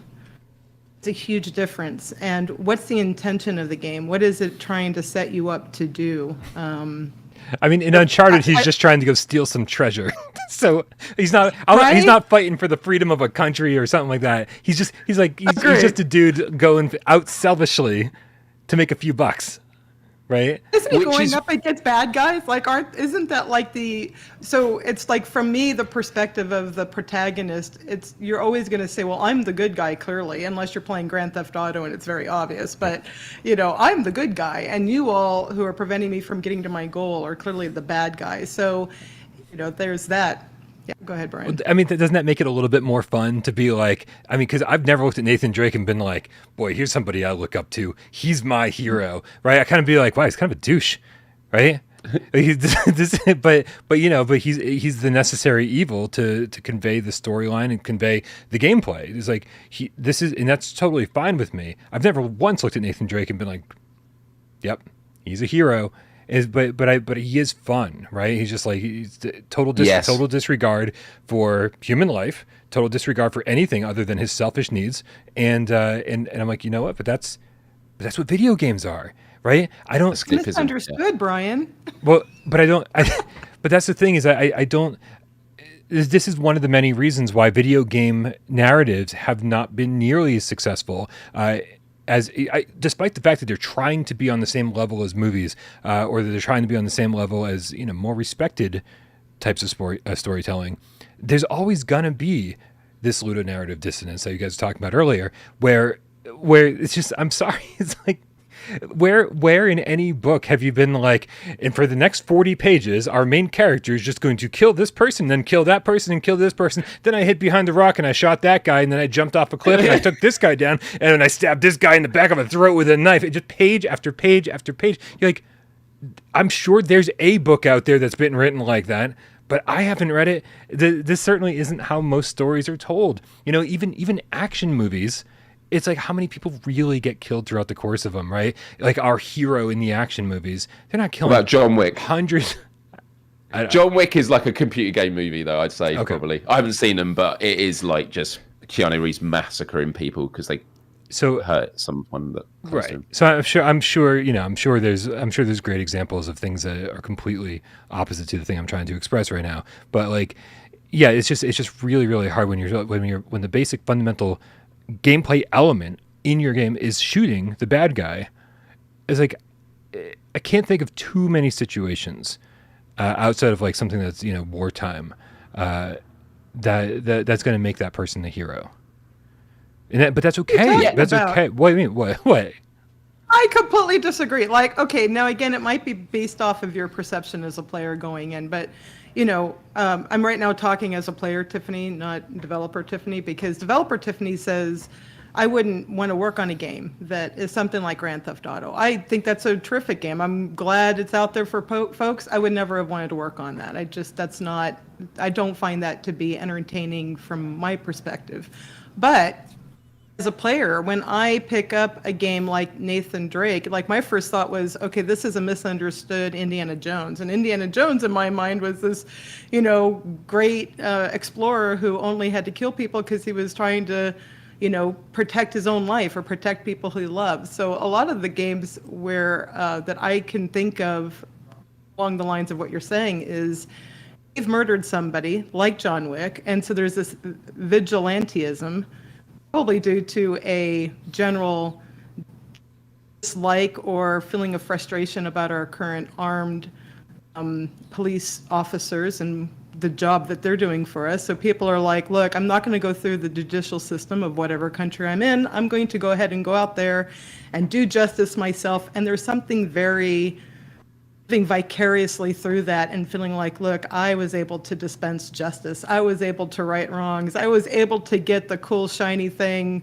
you know, for my family because these other people were going to use it just for, you know, glory or their own riches or whatever. So yeah, for me, when I get into these characters, I'm always thinking of what's the intention, and if I'm feeling a disconnect, then I don't play them. But that's just me. Yeah, I see a lot of people in the chat like defending Nathan Drake and saying, "Well, what about this moment in this game, or what about this in this game?" And it's like, I don't. No offense to anybody who's trying to defend Nathan Drake out there, I think you're missing my point. My point is we don't have to look at him as a hero to enjoy the game. We can just have fun, get in there, and not read too deeply into this stuff, right? I think this conversation. I think immediately people I see what you're saying. I think immediately when people saw the headline, they were like, "Oh man, these guys are just going to talk shit about guns for 30 minutes straight." And it's for me, it's not the case whatsoever. I'm like, I have a blast getting into games and shooting people, because I don't take it too seriously, right? I do view video games as art, but sometimes the storytelling, I can kind of see why other people don't view it as art because things don't line up the way that they really need to in order for Nathan Drake to be our actual hero, right? And that's fine. That's fine because I love killing tons of bad guys. Uncharted 4 was shit, but that's beside the point. 1 through 3 were awesome. Right. I will say though that Naughty Dog did with Uncharted 4, and I'm not going to go into specifics because some in the chat were saying they've not played it yet, and I definitely think it's worth playing. It shows maturity with that franchise, and they'd learned a lot from The Last of Us. But it seemed like they were wrestling more with making Nathan Drake seem a bit more grounded. However, The Last of Us 1 and 2, they really gave weight to when you were killing people. It didn't necessarily feel good, which is why they had the clickers and stuff like that. Like they had the thing in The Last of Us Part 2 that when you killed people, others would come over and they would actually say the names of like, Jeff, I just killed Jeff. And you're like, oh my God, that's like... And genuinely speaking, some people didn't like The Last of Us Part 2 because it was so relentlessly brutal. And that goes to the point. They might be people that love shooters, but they're like, yeah, I like shooters, but I don't want to feel like I'm actually massacring like people and like it's really horrible. But yeah, for me, shooters have always been my favorite thing. I grew up on Doom and Wolfenstein. I do play Call of Duty from time to time. I'm not a huge Call of Duty fan, mainly because I'm just terrible at it now. Shooters are the biggest part of all the games that I love to play. Go ahead, Miles. I was just going to say, when in scary games, I want to have a gun to shoot back at whatever the scary thing is. Right? No, absolutely. I don't want just a candle. Like on the flip side, I'm thinking of something like, we're talking about, I'm going to rewind a little bit. Sure. Why are people upset about guns in video games? I think that's really, for me, the crux of the issue, because if there wasn't something that was resonating in our society, even globally, it wouldn't be an issue. So first of all, I think we should always be asking this question. I think it is fair to ask developers, to make sure that they're not putting something out there without any care to who might be getting their hands on it. That being said, I'm not a fan of censorship. I think we have a rating system. Mm-hmm. I think we have, as a mom, when my kids were growing up, my son really wanted to play Call of Duty, and I let him. Why? Because he was so not a stereotypical aggressive boy that I wanted to see how he would do with it when I felt like he was ready. And he handled it fine. And then his friends wanted to come over, and I would tell their parents, hey, we have this game, is that okay? And some of them said, no, that's not okay. Okay. We're not going to play that. And you have to respect that. And I was really proud of these parents for being involved in their family's lives, their kids' lives, and saying, these are our boundaries. I think the problem comes, probably getting too esoteric here, but not at all. I think the problem comes where we have a disconnect between we have a cultural weakness, I think, in America specifically, where we have people who are used to having external controls that censor and do the job of barring certain kinds of media to our kids or to those that shouldn't have their hands on things. And the more that we've allowed freedoms, suddenly now the onus more is on the individual and the people around them to say, look, this is not for you. And I think we haven't transitioned there. I think too many people are still pointing fingers externally saying, you need to censor this, you need to do this. Right. And I'm just not a fan of that. I like the freedom, but we have to figure out how to help people who don't have the bandwidth to do that for their loved ones who shouldn't be doing things. Yeah, and when I was a kid, I hated the ESRB because I hated how kind of it came to be with the whole Lieberman thing and talking, with government getting involved and Night Trap and Mortal Kombat coming under scrutiny. It's like, even back then, I was like, really? This is what you're getting upset about? This is ridiculous. Those games didn't even involve guns, right? But as I got older, I kind of started appreciating the fact that the ESRB was in place so that like responsible parents can decide if their kids should be playing whatever it is, violent games or games with sexual content or whatever it is. And so that anybody who thinks it's acceptable can keep doing that without the government interfering or without other people interfering.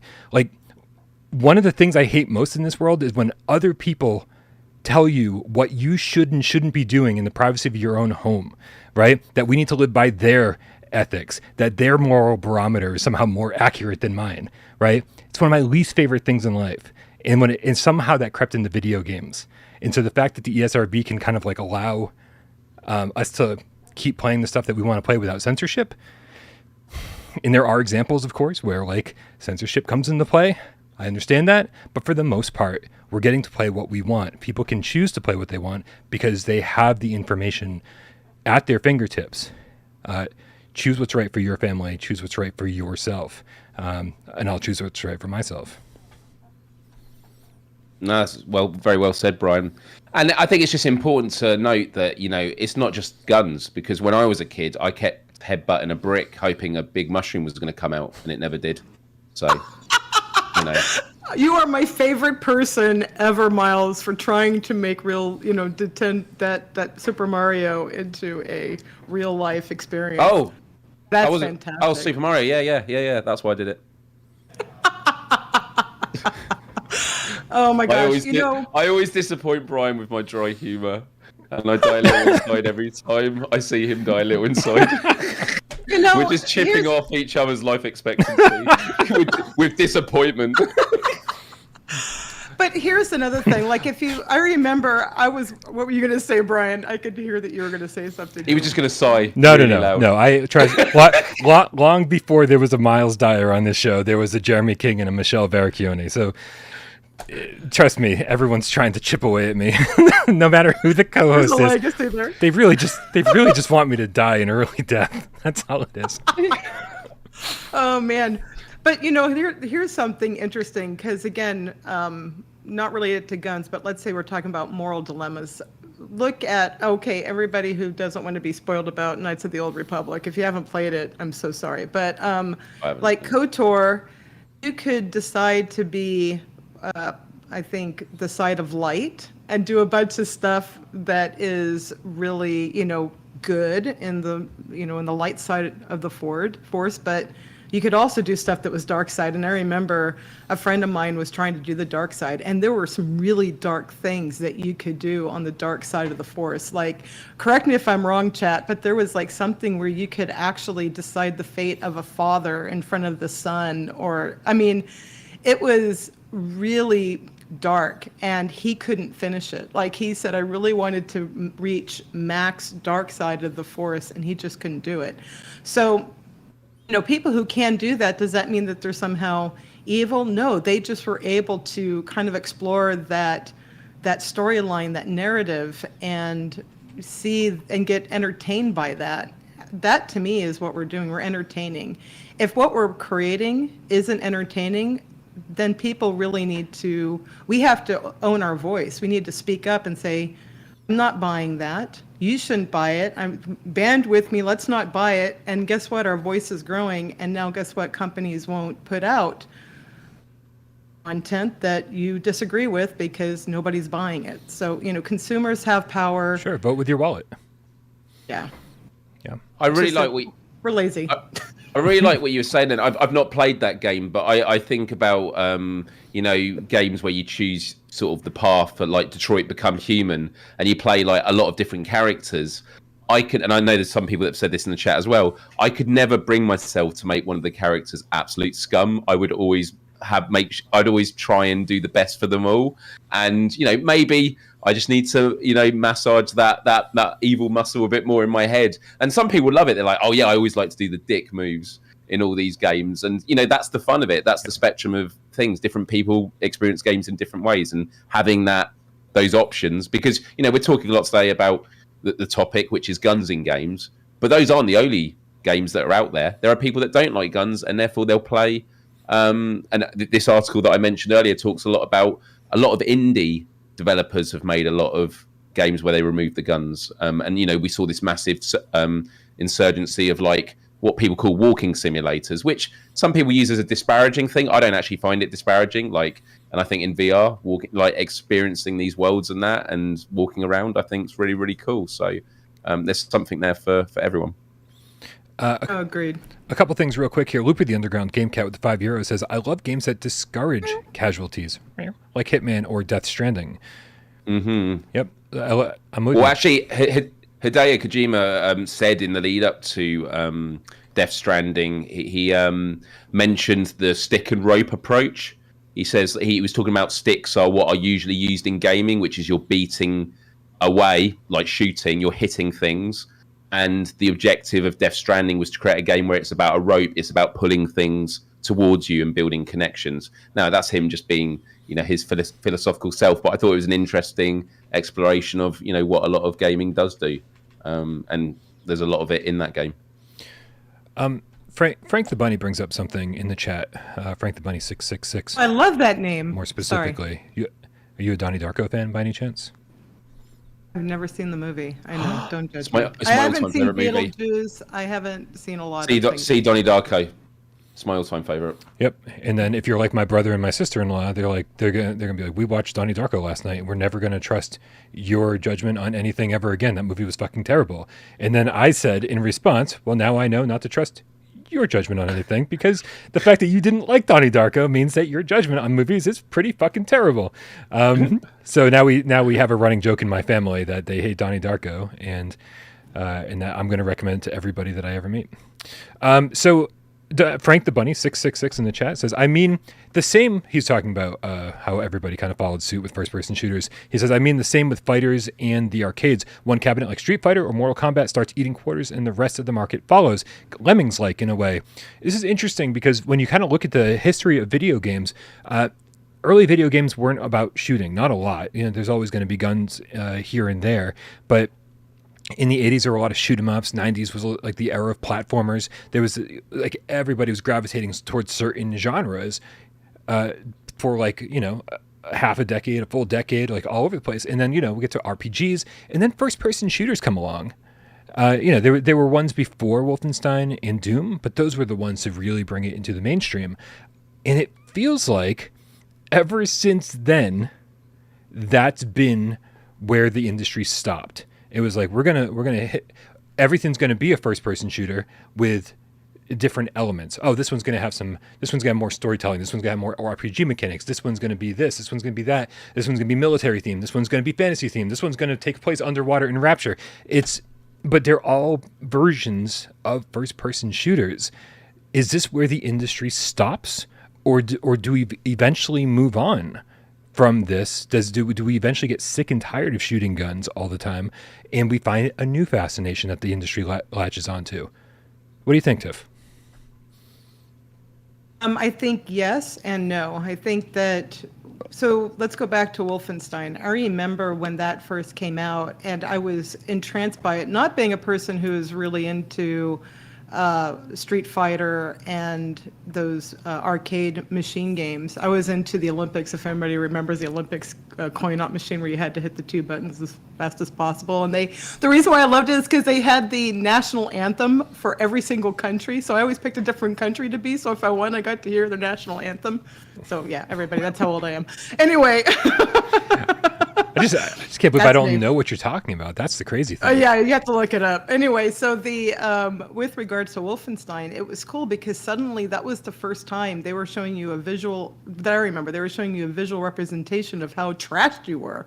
Like you'd get hit a couple, and suddenly your face is changing. There's a little bit, and then it's like, and then you have all these bruises and stuff, and it was so cool. Yeah. Like it just instead of it being a bar, you really were able to relate to that. So because more money, in my opinion, is pouring into first-person shooters because of the success that the games are having, that's where the talent is going.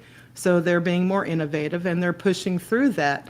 Once we find something else that people love, that suddenly the masses are gravitating towards, the creatives will get in there, they'll start innovating, and that will be the new shiny toy for us. And I'm hoping it'll be in VR. I don't know if that completely answered your question. It probably didn't. I kind of cheated by sort of saying yes and no, but that's my answer.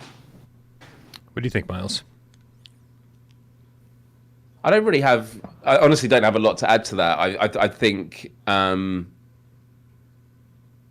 no, I don't. I just. Yeah, I mean, in all fairness, I asked the question, and I have no idea. I do think that we've been stuck on this whole first-person shooter genre for quite a while. And again, there's been a lot of innovation in the genre. I don't want to make it sound like, oh, geez, this again, right? There is Call of Duty fatigue out there. There is certainly, different people complain about different games and say, oh, they're just rehashing the same game every year. But still, when you look at it, Grand Theft Auto 5 has been the best-selling. Not even Grand Theft Auto, a new iteration of Grand Theft Auto. Grand Theft Auto 5 has been the best-selling video game for what we're in our third generation now, right? It came out in the PS3 360 era.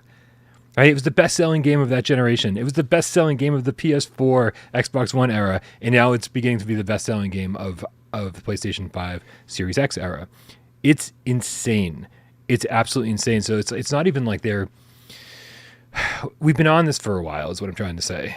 And I think it's going to take some real innovation. I think some people are going to have to take some huge risks. And I don't think I will ever see the first person shooter genre go away. I just think that it's going to take some innovation to keep people interested in the genre, right? And once upon a time, I remember when every game started adding RPG mechanics, right? And we were like, holy crap, Tiger Woods has an RPG system now? Right. Like, this is, what the hell is going on? Like, no one cared about RPGs before Final Fantasy VII. No, not here in the West, right? And the people who did, fucking hats off to you. I wish I was one of you. But I feel like we'll start at some point. It won't be really the main genre anymore, and I think that a lot of genres won't even exist anymore. I think there's gonna be so much melding and so much merging of genres that to compete, you're gonna have to be more than just a first-person shooter. You're gonna have to tell a great story. You're gonna have to have far more mechanics in your game than just shooting the bad guy, because we've done that so many times. If you're not sick of it yet, I'm going to assume that at some point you will be. I started getting sick of flat screen games right around the time PSVR came out. I was like, man, PlayStation 4 was cool, but it wasn't doing anything wildly different than games had done before.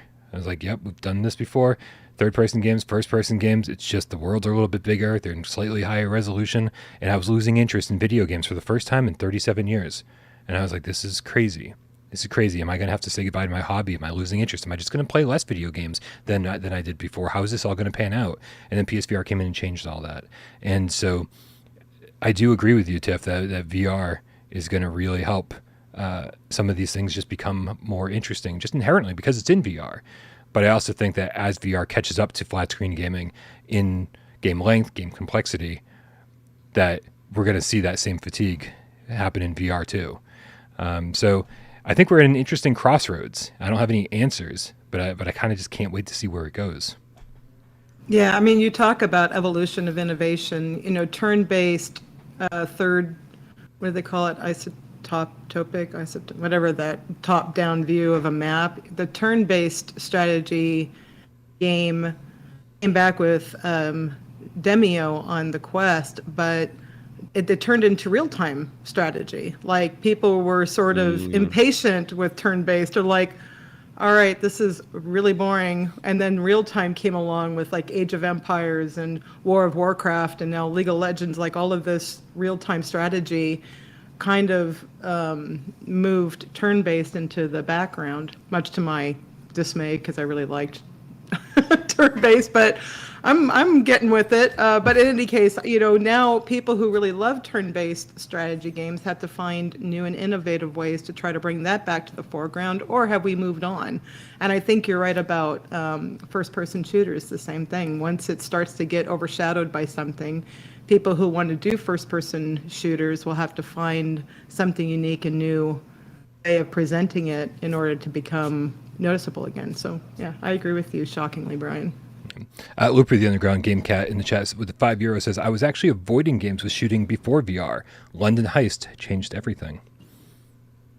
Well, that actually goes back to the very first viewer takeover question of the day, doesn't it? That is true. I was just trying to think, based on what Tiff was talking about, going from turn-based to real-time strategy. That's even happened more recently. You think of like established IPs like Final Fantasy. Final Fantasy VII Remake had the more, you could still play the turn-based, but they had the sort of the real-time gameplay where they sort of did this amalgamation of the two, which was a really interesting modernization, which I know they do in a lot of Final Fantasy games now. But the other thing I was going to mention was when we're thinking about innovation, as you were talking about, Brian, I was trying to think of like, what was the last breakthrough genre of gaming that took the world by storm? And I could be wrong here, but I think it is the battle royale genre, because you had who was it? Was it EA that made what was their first-person shooter? It was the 3-player. It's a massive battle royale game. It's not a Warzone. It's Did you just say 3-player battle royale? I'm so Talking lost about for VR. I'm talking about. It's not Fortnite. It was Apex. Apex Legends. Is it Apex Legends? Yeah, that'll be it. Okay. So that came out as a brand new. I think it was EA. I'm thinking, but sorry. Yeah. Apex Legends. So that came out, and all this investment went into it, and then you had Warzone, which is doing well. But what happens? The shooter element, which is so popular, then infiltrates it. You've got the third-person shooters like Fortnite, and you've got the first-person as well. But interestingly enough, in the last couple of weeks, I played this new Epic Games Battle Royale game called is it Royal Rumble? It wasn't Royal Rumble, Rumbleverse. And it's a wrestling battle royale game. So it's still they're still attacking people, but there's no guns in it. It's just like doing wrestling moves in this massive city. And it's kind of cool, but it's like, is that really how far you're going to get away from shooting when it comes to battle royale? Because ultimately it's about, there's 100 of you or however many there are to begin with. It's got to narrow down somehow. I don't know, maybe they could do it on a racing game where there's 100 cars on a track, and if you are last on that next lap, you get eliminated. They kind of have stuff like that for years already. But yeah, I mean, look, wherever the genre dominates, everyone else moves in. And if the biggest IPs are shooters, they're then going to put all that investment in, dominate it, which then others are like, oh, we've got to follow suit. Because actually, Fortnite wasn't even the first. It was PUBG, wasn't it? Mm-hmm. Yeah. I got to say, I'm a little bit disappointed that we don't have any wildly successful battle royale games in VR over on our PlayStation VR side. I know that Pop 1 was pretty popular on Quest, and I never got into that. Rec Room. I will say I spent a lot of time. With a whopping 12 players. No, Or no, whether no. it's 18. 18, yeah, it had to have been. Yeah. I think I can't remember what my first battle royale was.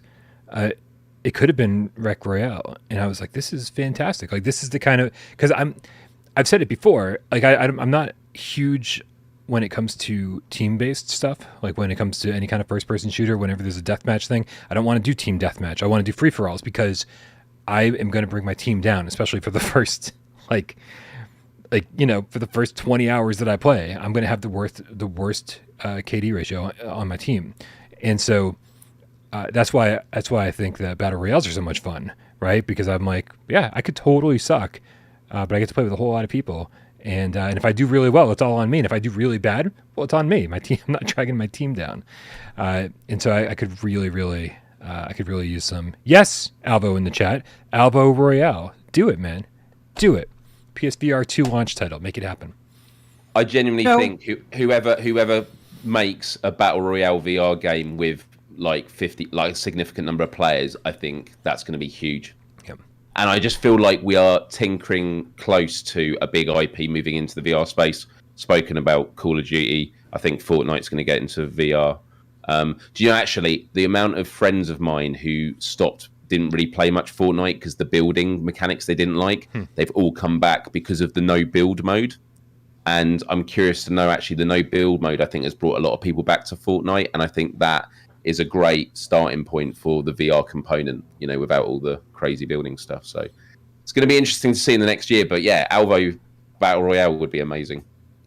For sure. We were talking about moral choices, and I was thinking, I wonder, I didn't pay attention to the chat if anybody was calling me out for Saints and Sinners, that, we allow people to do really whatever they want to in that world. And I thought that was really a brilliant design choice, and it's allowing people to sort of see what it's like to, in a zombie apocalypse.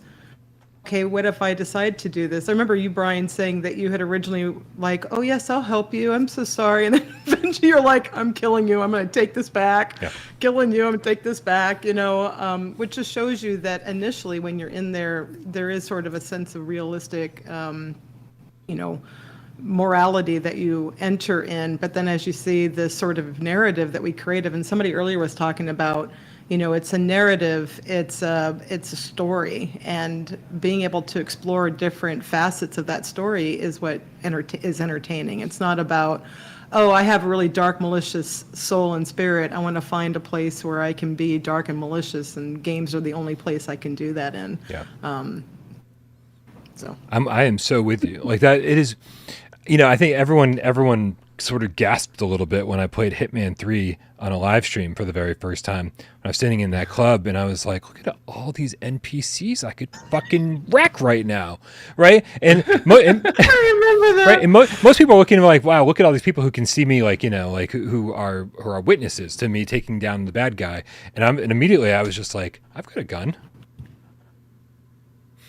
I'm just going to take down all of them and see what happens. Like, I love being a bad guy in games. I think I'm a pretty decent person in real life. And so I do like this outlet where I get to like explore these dark thoughts and just be like, wow. Yeah, no, I mean, I love it. I absolutely love it. Who wants to be a good guy? He tries so hard to be a good person all the fucking time, right? You put on the headset, let me be a bad guy. Right? Let me be what I was thinking when you were doing that was, how did they maintain their frame rate? Like, as a developer, I'm watching you mow down all these people, and I'm like, oh my gosh, there's no chopping? Yeah. How is he maintaining frame rate? Hitman 3 was really impressive. I don't know how they pulled that off on PSVR. It's pretty crazy. It was good. Yeah. It was good. Yeah. Nick, the GameCat House, says Miles is the good guy, Brian the bad guy. That's fine. That's fine. I don't mind. From what you were saying, Brian, you did remind me of Robert Pearson, who hosts on PlayStation Access. Like, really nice guy. And then he talks about certain games and the evil comes out. Like, I'm surprised he does it on the official PlayStation channel. But they'll talk about what's your favorite thing to do in Skyrim. And he goes, I just love sneaking into NPCs' rooms when they're sleeping and killing them. And like, and then on like GTA, what do you like to do? He says, I love to be a taxi driver and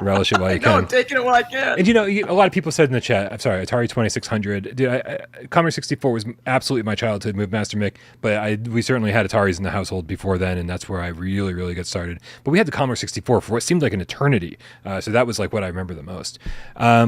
Anyway, Miles and I have 20 yes or no questions to guess what PSVR game Tiffany is thinking of. Each. We only have, no, we don't. We only have 6 minutes total. Not even enough time to ask 20 questions most games. Tiffany, are you ready? Do you have the game ready? I am ready, and Steve Irie says that if I lose, I have to take Brian's haircut. But if we win, do I have to take your haircut? Wicked. Oh yeah, that's. How does that work? I don't know. Do we just swap Oh, hair? no. Just swap hair no matter what. So, You yeah. could do that. You're good at Photoshop, right, Brian? Yeah, I don't have a button on OBS to make that happen. Yeah. Anyway, let's get this thing started. Miles and I, we're gonna have to work together. And please, everybody out in the chat, help us out on this one because man, it's been difficult It's because lately. Miles sleeping. Is Miles I'm sorry, sleeping? Oh no. Yeah, forget it. I did totally yawn for the first time, but that's fine. All right. You yawn as much as you need to yawn. I know it means your Miles. brain needs oxygen, so it's probably yawning's on my end, yawning's on my side. In case you're wondering, who's that yawning in my house? Yeah. I'm so Right. sorry. I've carried this on for 2 hours. I'm so sorry. I'm just having so much fun. Has the timer started, Brian? It hasn't. I wish I had the original run of show to share for everybody. To let them know when 20 questions was supposed to start. It was supposed to start an hour and 5 minutes ago. And we also had like 4 other news stories that we were supposed to talk about that we ditched along the way because we didn't have time for them. So this turned out to be a much Next time. different show than expected. All right, let's put Did that warn timer you. up. Let's do this thing. On your mark, get set, go. You get the first question, Miles. Take it away. Does it have zombies in it? It does not have zombies in it. Okay. All right, no zombies. And you got to remember to count questions, Tiffany. No zombies. Does it have? Is shooting? We'll play the metagame. Is shooting the number one thing you're doing in this game? Is that what you're primarily doing? I'm going to say shooting is not the primary thing you're doing in this game. Okay. No zombies. Things are blending No in my shooting. background. As white as the background. Is the game aesthetic like realistic? I would say that the aesthetic is not realistic. Not realistic. Okay. Is this a puzzle game? It is not a puzzle game. We've got a lot of knots here. No zombies. Not primarily shooting. Not realistic. Not a puzzle game. What is it? Yeah. What is it? Is there full locomotion in it? It does not have. Of course it doesn't. No. Of course it doesn't have anything that we ask it. Yeah. Full Really, No. Donatello, you think I do the same game? What's wrong with you? Sorry. So everybody knows me. Oh, you're timing down. Go. Luckily, Witching Tower does have full locomotion, so we can eliminate that. Is this a rhythm game? It is not a rhythm game. Miles, I don't think this is an actual game. Is the next question? spoiler. Is it a game? It hasn't released yet. It's one in my mind. Oh man. I would say let's figure this out. Fireboard Old School is wondering if there's driving, but I would say if there's no full locomotion, that would mean that there's no driving, right? Like driving would imply full locomotion. So let's okay.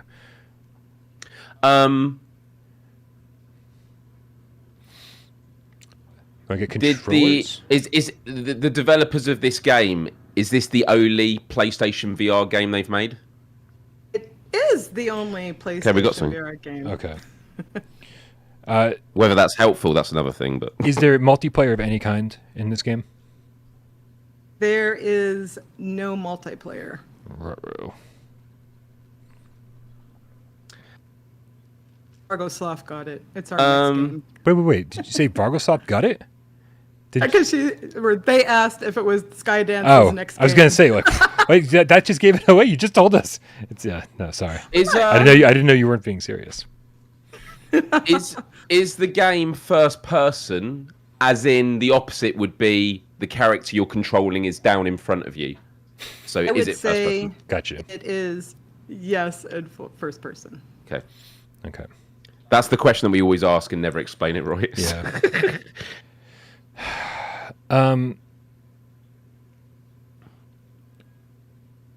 Have we done what controller it is, Brian? See, but I would say there's no way in hell it's controlled with the aim, right? Because it's not the primary thing you're doing isn't shooting. Yeah. And so I don't think figuring out the other controllers is going to help me very much personally. I'm going to go with Orsik's question. Is it crap? Can you play this on the flat It's screen? not crap. Can you play this on the flat screen? Is there a flat screen version? I do not believe so, but put that as a big question mark. Okay. Do you want to figure out if it's an existing IP? I'll look it up while you guys are talking. I'm Okay. pretty sure not.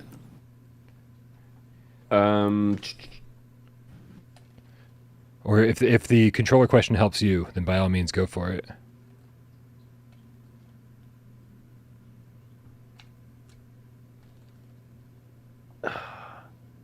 Is the game dual shock only? The game is not Dual Shock only. So everything I'm seeing here says it is VR only. Okay. Is this based on an existing IP? It is not based off of an existing IP. We know a shitload of things that it's not, but the only thing we know for certain is that this developer this is the only PSVR game they ever made, and that's a Is it a sports game? Well, I would not. I think that's 12. Is that 12? Was it 11 or 12? I'll count it. We're gonna 1, trust 2, you. 3, 4, 5, 6, 7, 8, 9, 10, 11, not a 12, sports game. 13. Mine's 13. Okay, so I would not call this a sport game, no. okay. 13, You would sorry. you would not call it. I mean, a we sport just got to figure out the genre or something here. Is it sci-fi? It is not science fiction. By the way, a few people have guessed it already in the chat. Great. Is it a fitness game? I'll give you this. You will sweat, but Yes. it's not Okay. not a fitness game. You will sweat. We asked if it's puzzle, so it can't be headmaster. We asked if the primary thing you're doing is shooting, so it can't be pistol whip. Sweat. What the fuck are we gonna sweat playing? We stand in one place. Sorry, serial killer. Okay, ignore the sweat part. Just it's not. I wouldn't call it a fitness thing. We're out of time. We go last. Tiffany. The great reveal. What is it? What is It's it? Gorn. Wait. You said it doesn't have full locomotion. Doesn't you have to use? No. You consider that locomotion? Oh So- my god. So two things about. Wait, hold on. Hold on. AJ'd it. Two. You did AJ it, but that's to be expected. Two things about this. One is that yes, it did launch with only that, which I would still consider full locomotion because you're not teleporting. The other part of this is Suppose. that they patched People argue it that like was a week later to have standard full locomotion. You could use the controller and move forward.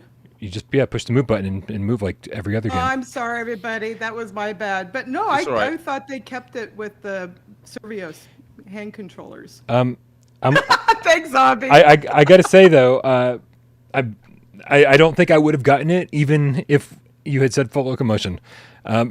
So I would agree. And it's not out yet. Thank Right. you, right, Nick? it's Right. Gordon's never coming out. Yeah. So despite the fact that you answered one question possibly incorrectly, I don't think No, I don't think it that was going to it get us there incorrect. I anyway. didn't realize they patched it. We weren't Yeah. even on that path at all. So But people did guess it. So technically, people didn't guess. realize that it had full before locomotion. you said no locomotion. Yeah. Did they? Yeah. Was it before? I don't know. You won it. You won it. Listen, in all fairness, it's really easy to AJ this game, Thanks, right? Bestie. Because I do it all the time. if you don't know one answer specifically, or you think it's really easy to Well, and in misremember my games that you haven't defense, played in like 'cause 3 I think years. I need think I need to defense everybody, which is I played it when it came out because it came out around the time that our game came out. And I never played it again. So I didn't look up to see if it had been patched. Luke, You know, it goes back to an earlier question that you were talking about with regards to reviewers, and actually it's kind of related to that. Yeah. And should reviewers re-review games that they've reviewed before? So I don't think so, but yeah, they patched that. I did look at your review as well to help remind me. Yep. So you said no locomotion options, which does not mean locomotion. I guess I should have reviewed it again a week later. Right. That's the downside. Did It it takes wrong. so long to review a game that changing reviews is, yeah. Looper, the underground game cat with the €2 said, did Brian just say that Gorn had launched? Yeah, apparently I had. Nick Mule says, start growing that hair out, Brian. Yeah, I need some Tiffany hair, apparently. This is how this shit's going to go down. Now this was a draw because technically I cheated, which I do, which we know. I'm a notorious cheater. Please grow a mullet, says MRI. Interesting. Tiffany, thank you so much for being here. Really special day. Hopefully everybody enjoyed all the conversations that we had. You're going to have to come back once Saints and Sinners Chapter 2 yes. Retribution, the chainsaw game, comes out on PlayStation VR 1. That'll be a fun Thanks so time. much. Thank you, chat. Thank you, everybody. I'm sorry that I messed up the 20 questions, but that's why I didn't. have to come back. I have to redeem myself. Right. You do have to come back. You have to come back so that we can ask you 20 questions. Or no, so that you can ask us 20 questions, so we can host 20 questions and you can guess. Right? Bring it. A lot of love for Tiffany in chat. Thank you, everybody, for showing your support. Thank you, everybody, for being here today and hanging out with us, hanging out on this awesome Friday. Just a reminder, of course, that tomorrow is going to be a bloodbath. The live stream is already set up. We're going to do our top 50 debate. It's going to be me. It's going to be Miles. It's going to be AJ. It's going to be Wes. It's going to be Aceville. And man, it's going to be absolutely insane. We're starting at 11 a.m. Eastern, so set your alarms, especially all you on the West Coast. You don't have to get up early tomorrow. You set your alarm nice and early. Make sure you order pizzas and coffee and beers and whatever else you're going to need to get through the 7+ hour live stream. It's going to be terrible. It's just going to be the worst thing ever, and I can't wait. It's going to be so much fun. It's going to be a bloodbath. Blood will be spilled, says Awesome Tatum, and I totally agree. Thank you to everybody who tipped during the show today. You guys were awesome, keeping the lights on over here. Really, really appreciate it. Thank you to everybody who tried to help us out on 20 questions. Thank you, Miles. Make sure you subscribe to Miles' channel. The link for that channel is in the description below. Thank you very much. Maybe I'll see you there when he does his live stream. There we go.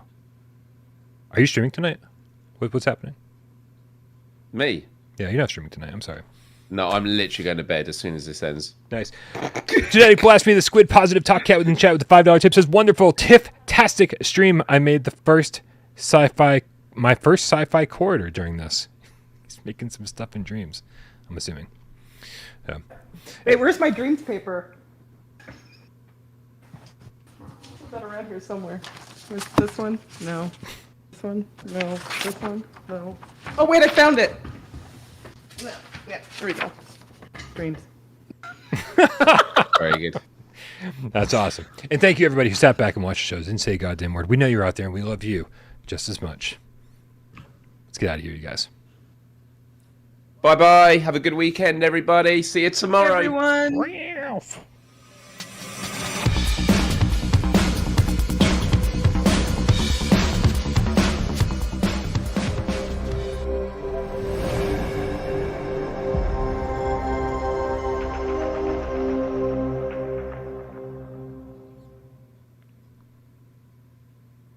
do you think? Did we kill any unicorns today? Did that happen? Huh? Did we kill any unicorns? No. No. Replicating. We have knock-knock jokes going on. Thank you, Awesome Tatum. Wait, Love it. I thought Miles was the one with all the horrible jokes. What's he doing in the chat? I'm not horrible. The jokes But are I do have jokes. Jokes are pretty terrible. They can be, yeah. they can be pretty terrible. Yeah. The worse the joke, the better. That's my philosophy. Nice. Yeah. Miles, you been hanging out in Rec Room this week? No. I'm done with Rec Room. Sleeping. Or am I? No, Brian, this week for Clip of the Week, it's not actually a Rec Room clip, which might surprise some people. I know it's going to disappoint a lot of people, but I have been accused of being a bullier of kids with all my exchanges where they are swearing at me and I tell them to behave, and somehow I'm the bully. Oh my and I'm God. just trying to do a good charitable act of parenting where parenting is clearly missing. This is But going there to we be go. horrible, isn't it? What, this clip? No. So this clip is actually an old classic one that I played on my show on Wednesday of me playing Five Nights at Freddy, because one of the games I need to still play before the show tomorrow is Blair Witch, and I'm going to be playing it when I wake up tomorrow. Wow. And like all horror games, I can't wait to play it, but I also don't want to play it because I'm such a scaredy cat. And for those that wonder how freaked out I get by VR horror games, this is just a perfect example of that. Well, let's check it out. Let's turn this up a bit. Welcome back to Parts and Service. Fuck this. Oh no, it looks like Bonnie's guitar is out of tune and must be recalibrated. First, we must access his harmonization module located inside his secondary throat pipe. Okay, get it. To access the throat pipe, both eyes must first be removed. All right. You must be as precise as possible when removing the eyes from their respective sockets. I feel sick. First, firmly grip Bonnie's left eye and Left. carefully remove it from its socket. Oh my god. Great job. Deposit the left eye in the cleaning receptacle on your left. Fuck!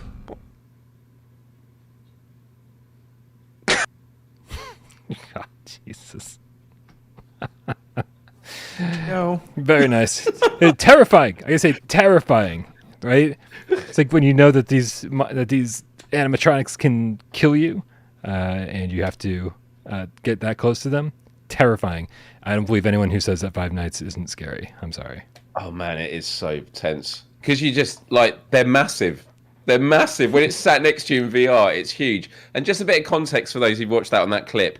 That was just after the first time I attempted it, where it says take out the left eye, Bonnie's left eye, and you take out the one on your left and it's wrong. So that scared me.